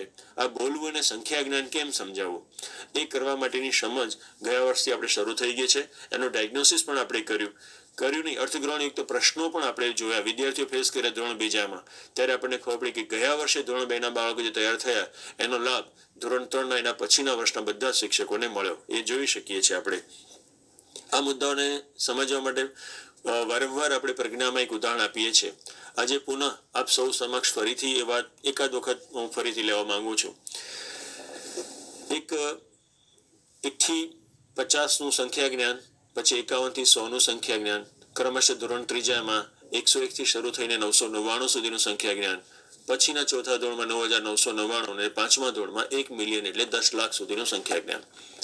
આ આખું સંખ્યા જ્ઞાનનું જે ફાઉન્ડેશન, જે મેઇન આની અંદર જે અગત્યનું આપ્યું છે એ શરૂઆતનો કોઈ એક ફેઝ એવો લઈએ, એ ફેઝમાં વિદ્યાર્થીને એવી રીતે પસાર કરીએ કે પછીના ફેઝમાં બસ વિદ્યાર્થીનું ખાલી એક્સપાન્ડ થાય, એની સમજ એ એવી બની હોય કે પછી નંબર્સ વધે, વિદ્યાર્થીના જે કોન્સેપ્ટ ક્લિયરિટી, જે સંકલ્પનાઓની જે સ્પષ્ટીકરણ છે એ કરવાની જરૂર નહીં પડે. તો આ સાચા અર્થમાં વિદ્યાર્થીઓને જે ભાર વિનાનું ભણતર કહીએ છીએ એનો સીધો વિરુદ્ધ અર્થ એ જ થાય છે કે એની સમજ સાથેનું શિક્ષણ છે. એ સંખ્યાઓને, અંકને બોલી જવું નહીં. એ ઇંગ્લિશ મીડિયમમાં કોઈ વિદ્યાર્થી ભણતો હોય અને પછી જે 1 to 20 અને 1 to up to 100 સુધી બોલી જાય છે, એ માત્ર 20 કે બીજા 9 ઉમેરી દે એટલે 29 માત્ર રોટબેઝ જે પોએમ કહી શકીએ એ પોએમ એ સંખ્યા જ્ઞાન નથી. 1 2 3 4 5 6 અથવા 1 2 3 4 5 6 બોલી જવું અને એને બદલે લીડર સંખ્યા જ્ઞાન કોને કહેવું, આની સમજ ખૂબ સરસ રીતે આપણે પ્રજ્ઞામાં અને એ અગાઉના પાઠ્યપુસ્તકોમાં પણ આપણે જોઈએ છે. એક પોર્શનને આજે તમારી સમક્ષ આપ સૌ કરો છો એને રિપીટ કરવા માટે ઈચ્છીશ. સપોઝ કે કોઈ ટુકડો લઈ લઉં, 1 થી 10નો ટુકડો લઈએ અથવા 1 થી 5નો એક ટુકડો લઈએ, તો આપ શું કરી રહ્યા છે અત્યારે? આમાં અપેક્ષિત આ પોલિસી જે છે કે હવે રિયલ ક્લાસરૂમ પ્રેક્ટિસમાં જેને આપણે સ્થાન આપવું છે શું છે? તો સૌથી પહેલા તમને જે ફાવે છે, અને આમાં 2 વસ્તુ રાજેશભાઈ સાહેબે કીધી છે કે લોકલ લેંગ્વેજ માટે, બરાબર, લોકલ ટીચર, એટલે માટે લોકલ ટીચર્સને એની સાથે ઇનબિલ્ડ કર્યા છે. લોકલ લેંગ્વેજની શરૂઆતના તબક્કામાં ખૂબ મહત્વ આપ્યું છે. એમાં આ બાળકોને એ સંખ્યાને સંભળાવી, સૌથી પહેલા શ્રવણ કહીએ છીએ. કયું શ્રવણ?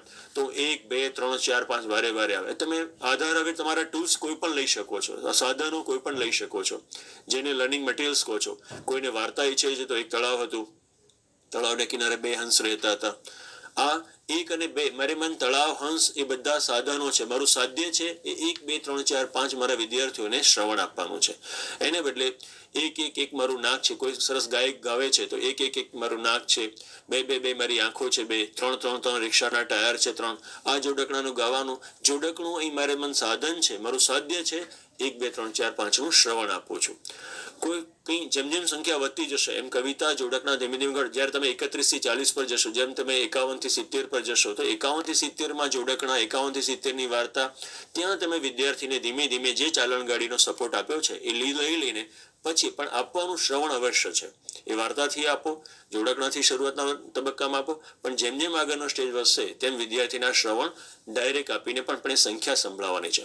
હવે શ્રવણ પછી વિદ્યાર્થી એ સંખ્યાને ઝીલશે, એટલે કથન થયું. કથન માટેના પણ અત્યારે મારે વેરિએશન બોલવાની જરૂર નથી. આપ સૌ આ બધા વેરિએશન છેલ્લા ઘણા સમયથી ખૂબ સરસ રીતે કરતા આવ્યા છો. શ્રવણ થયું, કથન થયું. નેક્સ્ટ હવે પછીના આ જ મુદ્દાઓને હવે જે અત્યાર સુધી શ્રવણને કથન કરાયું છે એ જ વસ્તુને મૂર્ત વસ્તુના માધ્યમથી ગણન કરાવીએ છીએ. હું અત્યારે શીખી રહ્યો છું માત્ર 1 થી 5 જ, પણ 1 થી 5 મારો હવે ત્રીજો તબક્કો જે છે એ ગણન કરાવું છું. હવે ગણન માટે મારી જોડે ઘણી બધી વેરિએશન તમને બુકમાં પણ ઓફર કરી છે, શિક્ષક આવૃત્તિમાં ઓફર કરી છે, લોટ્સ છે. તમે ચિત્ર મારફતે ગણન કરાવો છો, મૂર્ત વસ્તુ મારફતે ગણન કરાવો છો, કોઈ પ્રવૃત્તિ કે રમત આપી છે ત્યાં જ તમે કુકરા ટૂંકા કંઈ ને કંઈ સાથે તમે ગણન કરો. પણ તમારો આશય એ છે કે એક વસ્તુ દોરી છે એની પર 1 મુકાવો છો, 2 દોરી છે ત્યાં 1 અને 2 મુકાવો છો, 3 વસ્તુ છે ત્યાં 1, 2 ને 3.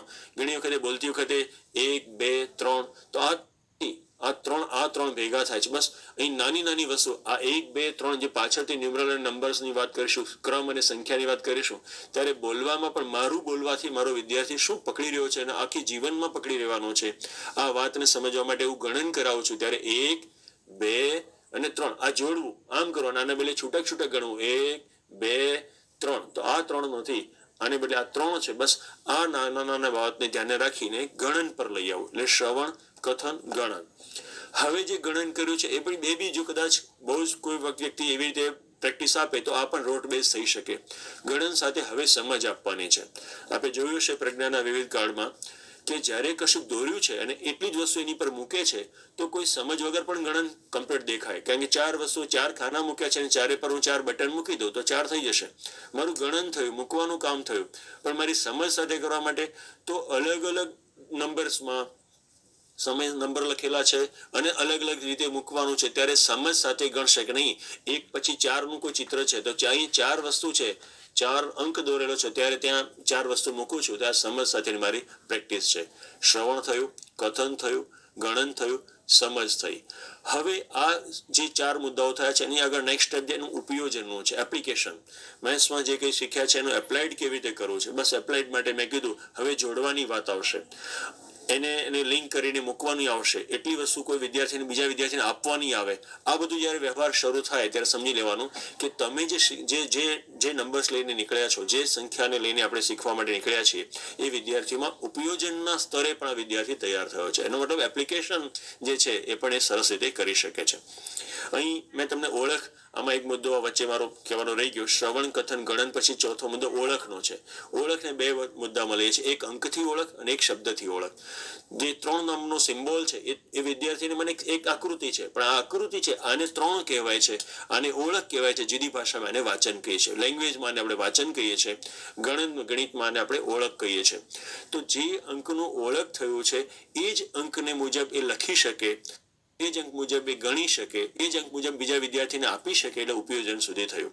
હવે આ બધા સ્ટેપ પત્યા પછી હવે સ્ટેપ આપીએ છીએ લેખનનો સ્ટેપ છે. અત્યાર સુધીમાં આનો રિવર્સ ક્રમ ક્યાંક રોડ બેઝ કેટલીક શાળાઓમાં અનટ્રેન્ડ ટીચર્સ મારફતે સીધું જ વિદ્યાર્થીઓને 1 થી 10 નું સંખ્યા જ્ઞાનનો મતલબ એમ કે 1 થી 10 લખી દેવા, લખવા એને ઘૂંટી દેવા. ઘૂંટીને એક બાળક 1 થી 10 લખી શકતો થાય એટલે એમ કે આ વિદ્યાર્થીને 10 આવડી ગયા. એવું નહીં. આપણે જોયું કે કરતા 6 થી 7 તબક્કામાંથી પસાર થવું પડે છે. આ દરેક તબક્કામાં પ્રવૃત્તિને ઉમેરી દો એટલે આ વસ્તુ પ્રજ્ઞા થઈ ગઈ. આ વસ્તુ એક્ટિવિટી બેઝ લર્નિંગ થઈ ગઈ. અહીં આગળ જે વાત કરી હતી શીખત જે લર્નિંગ બાય ડુઈંગ થઈ ગઈ, બરોબર, ક્રિયા દ્વારા શિક્ષણ થઈ ગયું. બધી જ બાબતો એ છે. રોટ આપણો જે ક્રમ છે આ ક્રમની અંદર આ બધું જોડતા જવાનું આ પોલિસી ખૂબ આપણને ભાર મૂકીને કીધું છે. એના માટે એ આઈસીટીનું મટીરિયલ હોઈ શકે કે તમારા બુક્સનું મટીરિયલ હોઈ શકે, અલગ અલગ સંદર્ભોથી કરી શકે, સ્થાનીય બોલી સાથે સ્થાનીય તમારું લિટરેચર, આપણા જુદા જુદા ડાયટ જુદી રીતે સરસ બધું સ્થાનિક બોલીમાં ઊભું કરે છે. એ બધું જ જે ઇન્ટિગ્રેટેડ થશે ત્યારે આપણે આ ગોલ સુધી પહોંચી શકીશું. માત્ર એક ગોલને આપણે લખી દઈશું કે 2025 સુધી ધોરણ 3ના બધા જ વિદ્યાર્થીઓ 1 મિનિટમાં 35 શબ્દોને અર્થગ્રહણયુક્ત રીતે વાંચી શકે છે, લખી શકે છે. પણ એ કરતા પહેલા મિત્રો ખૂબ નાના આવા ટાસ્કને આપણે કમ્પ્લીટ કરવા પડશે. આ બધા ટાસ્ક તમારાથી સહેજ પણ અનનોન નથી, સહેજ પણ. એટલા માટે કે બહુ સહજતાથી આપ સૌ આ ઘણા બધા સમયથી કરી શક્યા છો.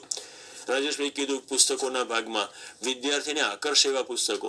અત્યારે આપણા પુસ્તકો જોઈ લો, અત્યારે આપણી વર્કબુક જોઈ લો.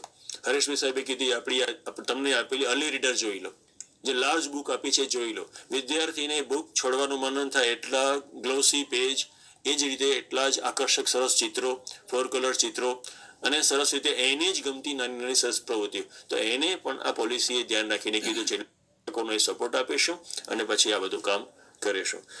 અહીં જે મારો આજે ફરીથી કહેવાનો આશય હતો, હું તમને અત્યારે માત્ર સંખ્યા જ્ઞાનનો મતલબ માત્ર શબ્દોથી, અંકથી કોઈ અંકને ઓળખી લેવું એ સંખ્યા જ્ઞાન નથી.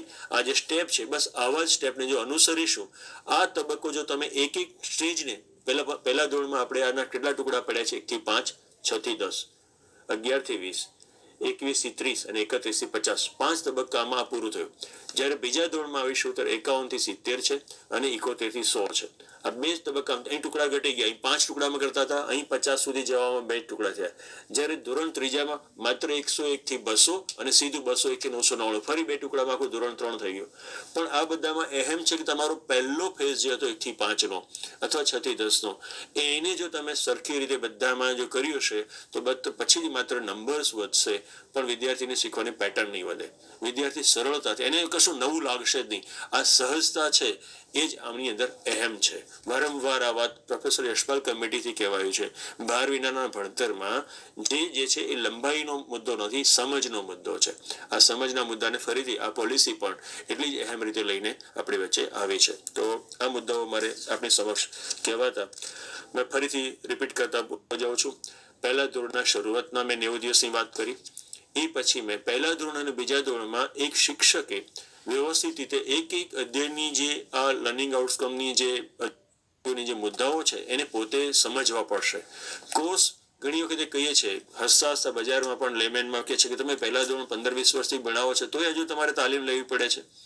એવા કેટલાક લોકો સહજતાથી એક ઘરમાં થયેલો સંવાદ, સહજ સંવાદ હું તમારી સમક્ષ મૂકું છું. આપ તો કેટલા વર્ષથી પહેલું ધોરણ ભણાવો છો, તો તમારે તાલીમ આવે? મિત્રો, ઘણી વખતે નાળિયેર લઈ લઈએ એટલે કે નિવૃત્ત થઈ જઈએ છે ત્યાં સુધી એ પછી આપણને સમજાય છે કે હું મારા વિદ્યાર્થીઓને હવે સમજી શક્યો છું. ઘણી વખતે એ 1 થી 50 શીખવી દેવું એ શિક્ષણ કાર્ય નથી. 1 થી 50 ને આપણે નક્કી કરવાનું છે કે આ છે શું. સરવાળા, બાદબાકી, ગુણાકાર, ભાગાકાર, આ 4 ક્રિયાઓ છે શું? આ કરાવવું કામ તો આ એક રિક્ષા ડ્રાઈવર કરાવી શકે છે. એક ઠેલો કરતા એક શાકભાજીવાળા બેન છે ને, એને પણ 1 થી 50 લખતા આવડે છે, વાંચતા આવડે છે, બોલતા આવડે છે, એના વિદ્યાર્થીને લખાવતા પણ આવડે છે. એના વિદ્યાર્થી મતલબ એના પુત્ર અથવા પુત્રીને. પણ એ જ વસ્તુના સંદર્ભો સાથે હું કેવી રીતે કરાવું છું? આ સરવાળો એટલે ઉમેરવું એટલે શું? ઉમેરવું શબ્દ વિદ્યાર્થીના જીવનમાં કેવી રીતે હું લઈ આવું? પહેલી વખતે આ ક્રોસ નિશાનથી સરવાળાનો સિમ્બોલ છે એ કેવી રીતે ઇન્ટ્રોડ્યુસ કરું? બાદ કરવું એટલે શું? બાદ કરવામાં શૂન્યની સંકલ્પના એટલે શું? કશું ન હોવું, ન પ્રતીક તરીકે શૂન્ય એટલે શું? આ સમજણ છે ને એક મારી આમ ટીચર વચ્ચેનો ડિફરન્સ આપણને જુદો કરી આવશે. એની માટે આવા કોન્સેપ્ચ્યુઅલી સઘન મારે 8મા ધોરણમાં મેથ્સનું કામ કરવું અને મારે પહેલા ધોરણનું મેથ્સનું કામ કરવું, હું પહેલા ધોરણને વધારે અહેમ એ રીતે માટે આપું છું કે અહીં આવા નાની સંકલ્પનાઓને ખૂબ સરસ રીતે હવે આપણી આ નવી પોલિસી અંતર્ગત આપણા વર્ગખંડોની સ્થિતિ, આપણા વર્ગખંડના દ્રશ્યો બદલવામાં આ ડોક્યુમેન્ટ આપણને કહે છે. એમાં જ હવે મારો ત્રીજો મુદ્દો છે, આ 2 મુદ્દાઓ સાથેની વાત જે કરી રહ્યો છું એ છે કે રાજેશ્વરી સાહેબ પણ આપણને કોટ કરીને કીધું છે કે સંશોધનો કહે છે, અહીંયા આગળ પિયરની વાત ફરીથી પાછી મૂકી છે. પિયરની કરતા તો ત્યાં સુધી મૂક્યું છે કે ત્યાં સ્વયંસેવકો, શિક્ષક સાથે કેટલાક સ્વયંસેવકો પણ જોડવાની વાત આ પોલિસીના આ પ્રકરણ 2 ની અંદર આપણને મૂકી છે. અહીં પિયરનો મતલબ એક હું મારા વર્ગને ઓટો મોડ પર મૂકીને મારા વિદ્યાર્થીને આપી દઉં એમ નહીં. બહુ જ એમ કહી શકાય પિયર લર્નિંગ એ શિક્ષક આપી શકે કે જે ખૂબ બધું આની વિશે જાણી શકે છે, કર્યો છે, પછી એના ક્લાસને ઓટો બોર્ડ પર પિયર પર મૂકી શકે. પિયરનો મતલબ એવો નથી કે મારું આ વર્ગમાંથી નીકળી જવું. પિયરનો મતલબ એવો નથી કે હું અત્યારે એક્ટિવના બદલે હું પેસિવ થઈ જાઉં, વર્ગ પિયર થઈ જશે. પિયર કરતા પહેલા આપણે બધા વર્ગોમાં એક નવો બદલાવ એ આવશે કે મારી જોડે મટીરિયલ કેટલું છે. પિયર કરતા પહેલા હું એક કયા વિદ્યાર્થીની જોડી બનાવી રહ્યો છું. પિયર કરતા પહેલા મારે એ કરવું પડશે કે અત્યારે વિદ્યાર્થી સ્તરમાં છે. ઇન્ટ્રોડક્ટ શરૂઆતનો જે છે એનું પહેલું સૌથી પ્રારંભિક સ્તર હોય છે જેમાં એનું પૂર્વ છે. પછી નવું શીખવા માટેનો જે મુદ્દો છે જેને એમ કહી શકીએ કે આજે કોઈ નવી કોન્સેપ્ટ, નવી ડેફિનેશન, નવી સંકલ્પના મેં આજે આપી છે. ત્રીજું છે એ સંકલ્પનાનું સ્પષ્ટીકરણ ભાગ જેને કોન્સેપ્ટ ક્લિયરિટી પાર્ટ કહે છે, ડેફિનેશન ક્લિયરિટી પાર્ટ કહે છે. આ પાર્ટમાં વિદ્યાર્થીને હું પિયર આપી રહ્યો છું. ચોથું છે હવે આ કર્યા પછી જે મેં ફરીથી બોલું છું પૂર્વ જ્ઞાન એટલે કે પૂર્વ સંકલ્પના, ઇન્ટ્રોડક્ટરી પાર્ટ એટલે ડેફિનેશન પોર્શન. ત્રીજો છે સંકલ્પનાનું સ્પષ્ટીકરણ માટેનો મુદ્દો છે. હવે તેની પછી સ્પષ્ટીકરણ થયા પછી દ્રઢીકરણનો રીએન્ફોર્સમેન્ટ કહીએ છીએ. જે વસ્તુ શીખ્યો છે વિદ્યાર્થીને પાકું કરવા માટેનો તબક્કો છે. અહીં હું પિયર આપવા માંગુ છું તો મારી બધી વસ્તુ બદલાઈ જશે. આટલું કર્યા પછી હવે એના પછી સ્વ અધ્યયન આવશે કે જેમાં મારે કશુંક લેખન આપવું છે, બાળકો લખતા લખતા કશુંક જાતે કરે. અહીં મારે પિયર આપવાનું જરૂર છે તો અહીં મારે જરૂર નથી. એના પછી છેલ્લે આકલનનો મુદ્દો છે અને આકલન પછી ડાયગ્નોસિસનો છે અને પછી ફરી આ બધું પાછું પુનઃ શરૂ થાય છે. આ એક આખું અધ્યયન ચક્ર એક વિદ્યાર્થીને શીખવાનું છે. એમાં હું કયા તબક્કે કયા વિદ્યાર્થીને કોની સાથે જોડું છું આ જો ન ઓળખું તો એ પિયર સાથેનો અન્યાય છે. પિયર નો મતલબ બે જણાને જોડી દેવા નથી. પિયર કરતા પહેલા મેં કીધું બસ આ વ્યક્તિનું આ વિદ્યાર્થીનું શીખવાનું અત્યારનું સ્તર કયું છે અને એમાં હું કયા વિદ્યાર્થીને જોડી રહ્યો છું. એ બેયને જોડવા માટે મારી વચ્ચેનું લર્નિંગ મટીરિયલ શું છે. બસ આ કરીશું, આટલું કરી લઈશું મિત્રો એક વખત માટે તો આપણા વર્ગમાં બહુ સહજતાથી પિયર લર્નિંગની વાત પણ આપણે કરી શકીશું. તો ત્રીજી વસ્તુ જે આમાં અહેમ આપી છે એ પિયર લર્નિંગનો મુદ્દો પણ આ ચેપ્ટર 2 માં આપણને આપ્યો છે. ચોથી બાબત આની અંદર એક સરસ રીતે નોંધ્યું છે, અલબત્ત એ નોંધ્યું છે માટે, સ્ટેટ માટે, એક સ્કૂલ માટે, પણ આખરે આપણો જે યુનિટ જે છે આપણો એ એક વિદ્યાર્થી છે. દરેક વિદ્યાર્થીનો ચાઇલ્ડ રિપોર્ટ કાર્ડ તૈયાર કરવાનો થશે. અલબત્ત એની અંદર હેલ્થ કાર્ડ સુધી જોડવાની વાત છે એ એક્સ્ટ્રીમ બાબત છે, અહેમ અને એની મહત્વની બાબત છે. પણ જ્યારે હું અત્યારે તમારી સાથે જ્યારે સંખ્યા જ્ઞાન અને વાંચન લેખનની વાત કરતો હોઉં એ સંદર્ભમાં મારે કહેવું જોઈએ કે હવે ચાઇલ્ડ રિપોર્ટ કાર્ડ જે થશે એની અંદર કેટલાક કોલમો જેમ કીધું નવા બદલાયેલું આ વખતનું પ્રજ્ઞા રિપોર્ટ કાર્ડ જે છે એવી જ રીતે કદાચ આદર્શ નવું આપણું ચાઇલ્ડ રિપોર્ટ કાર્ડ ડેવલપ કરવાનું થશે. ચાઇલ્ડ પોર્ટફોલિયો આપણે અત્યાર સુધીમાં બહુ જ વાત આપણે એની માટે વારંવાર કરી છે. એડેપ્સ વખતથી કરી છે, પ્રજ્ઞા વખતથી કરી છે. ગુજરાતના લગભગ તમામ શિક્ષકો પોતાના વિદ્યાર્થીઓ માટે હવે એ પોર્ટફોલિયો પણ નિભાવતા હોય છે અને ચાઇલ્ડ ટ્રેકિંગ કાર્ડ પણ નિભાવે છે. આ ચાઇલ્ડ ટ્રેકિંગ કાર્ડને મિત્રો એક વખત ફરીથી સમજવું પડશે કારણ કે એ પણ આપણું પ્રકરણ 2 આપણને આમાં કહે છે કે એની અંદર ઝડપ સાથે અર્થગ્રહણને અને આપણે જોડી અને એના કોલમો કરીએ. એક સરસ શબ્દ આના પ્રકરણમાં એક ટોપિકમાં લખ્યો છે કે વારંવાર લર્નિંગ સિવાયના પણ કેટલા એક્સપોઝરોમાં વારંવાર આને માટે વિવિધ પ્રવૃત્તિઓ આપવાની થશે. આપણે જોઈ લીધું હવે સહઅભ્યાસિક જેવું કશું નથી. હવે વિદ્યાર્થીને જે કંઈ બધું કરાવીએ છીએ એ કોઈ કો કરિક્યુલમ નથી, બધો કરિક્યુલમનો જ પાર્ટ છે. એટલે અભ્યાસક્રમના ભાગરૂપે જ વિદ્યાર્થીઓને બિયોન્ડ ધ ટેક્સ્ટ કશું કરાવવું છે, વર્ગખંડ બહાર કરાવવું છે, તમારા એના અધ્યયનના અનુભવો માટે કંઈક આપવું છે તો એ બધું જે આપો છો એ બધાનું સ્થાન હવે તમારા આ પોર્ટફોલિયોમાં અથવા તમારા વિદ્યાર્થીના રિપોર્ટ કાર્ડ સાથે પણ જોડાશે. એટલે એક સમૃદ્ધ રીચ કાર્ડ બનશે. એ કાર્ડ એટલે એવું કાર્ડ જેમ એક ડોક્ટર બદલાઈને શિફ્ટ પછી બીજો ડોક્ટર આવે છે ત્યારે દર્દીને સમજવા માટે એ કાર્ડ એ જે નિમિત્ત બને છે એવી જ રીતે એક શિક્ષકથી બીજો શિક્ષક, એક શિક્ષક અને વાલી વચ્ચે બરોબર કોઈ પણ વ્યક્તિ એક બાળકને સમજવું હશે તો એના કાર્ડમાં એવી રીતે નોંધાયેલું હોય કે તરત સમજાય કે આ બાળકને હવે મારે અહીંથી આ મદદ કરવાની જરૂર છે. આ બાળક આ એરિયામાં ખૂબ સ્ટ્રોંગ છે ને એને અચીવ કરી લીધેલું છે. આ સમજ સાથેનું કાર્ડ થશે તો એનો ચાઇલ્ડ રિપોર્ટ કાર્ડ એ પણ એની અંદર અગત્યનું મૂક્યું છે. 2.4 એટલે આ જે પ્રકરણ 2ના જે ચોથો પેરો છે એમાં સરસ રીતે આમાં નોંધ સાથે આપણને આપેલું છે. એટલે મારે હવે તમને કહેવાની જરૂર નથી, આપ સૌ સમજો છો. અહીં વિદ્યાર્થી દીઠ વસ્તુઓની બદલાશે, વિદ્યાર્થી દીઠ એની લર્નિંગ પેટર્ન બદલાશે, વિદ્યાર્થી દીઠ લર્નિંગ મટીરિયલ બદલાશે, વિદ્યાર્થી દીઠ એનો લર્નિંગ એક્સપોઝર બદલાશે.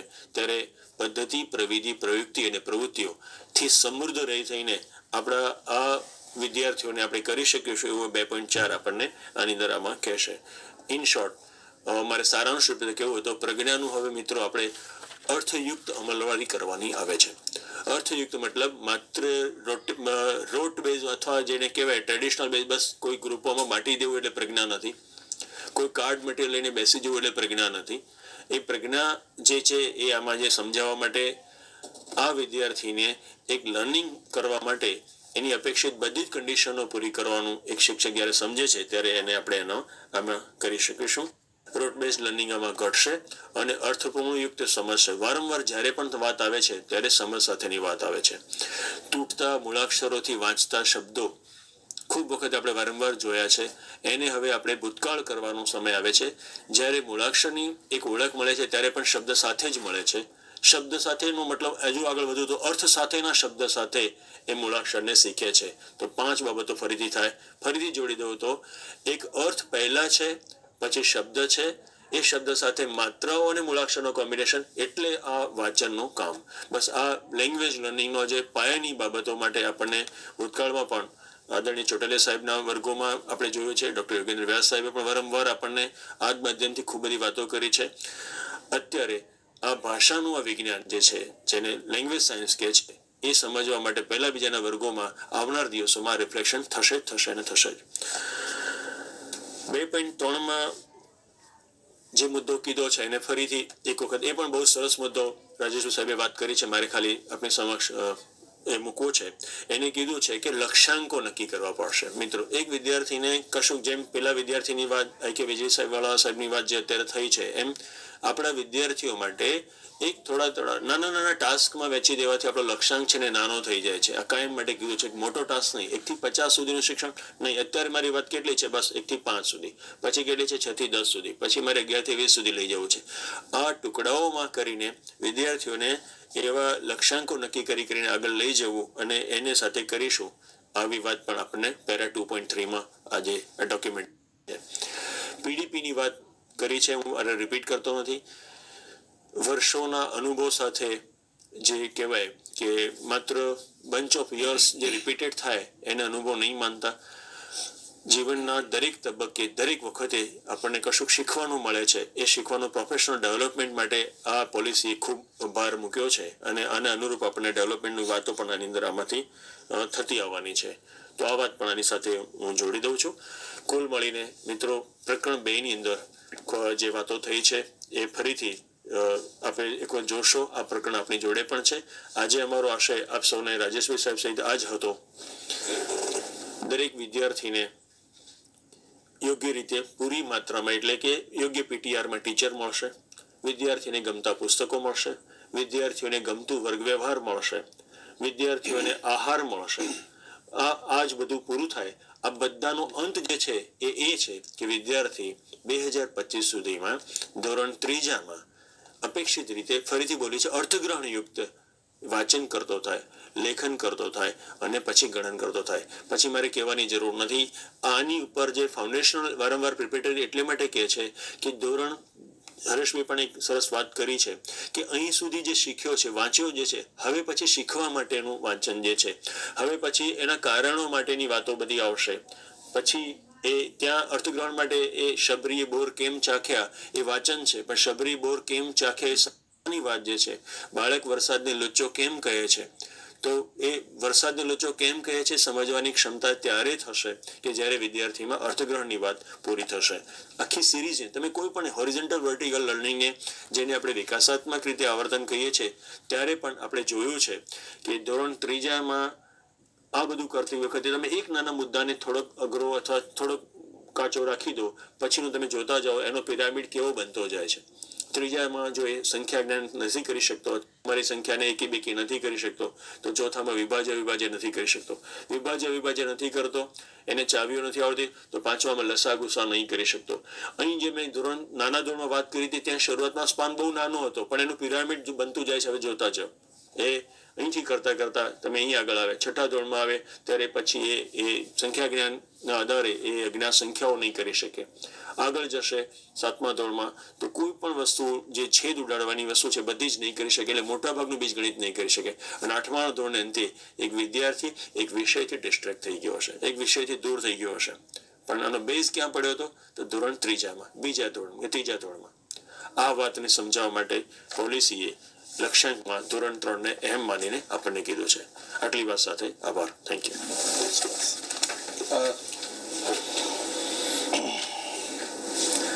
દિનેશભાઈ સાહેબનો આ તબક્કે આભાર માનીએ છીએ કે જેઓ ફાઉન્ડેશનલ લિટરસી એન્ડ ન્યુમેરેસી માટે આપણને પાયાગત બાબતો વર્ગખંડમાં કઈ કઈ ધ્યાનમાં રાખવી જોઈએ એની બહુ સુંદર સમજ સાથે સાથે શાળાકીય સર્વગ્રાહી મૂલ્યાંકનના પત્રકો પણ આપણને યાદ કર્યા છે કે પત્રક D1 થી માંડી અને D4 ની અંદર જે 17 કે 18 પ્રકારની જે પ્રવૃત્તિ આપેલી છે એની બહુ સુંદર મજાની સમજ આપી છે. દિનેશભાઈ સાહેબનો આપણે આભાર માનીએ છીએ. ડૉક્ટર દર્શનાબેન જોશીને વિનંતી કરીશ કે આના વિશે થોડીક ઝડપથી આપણને વાત કરશે. મેડમ શ્રી. નમસ્કાર મિત્રો.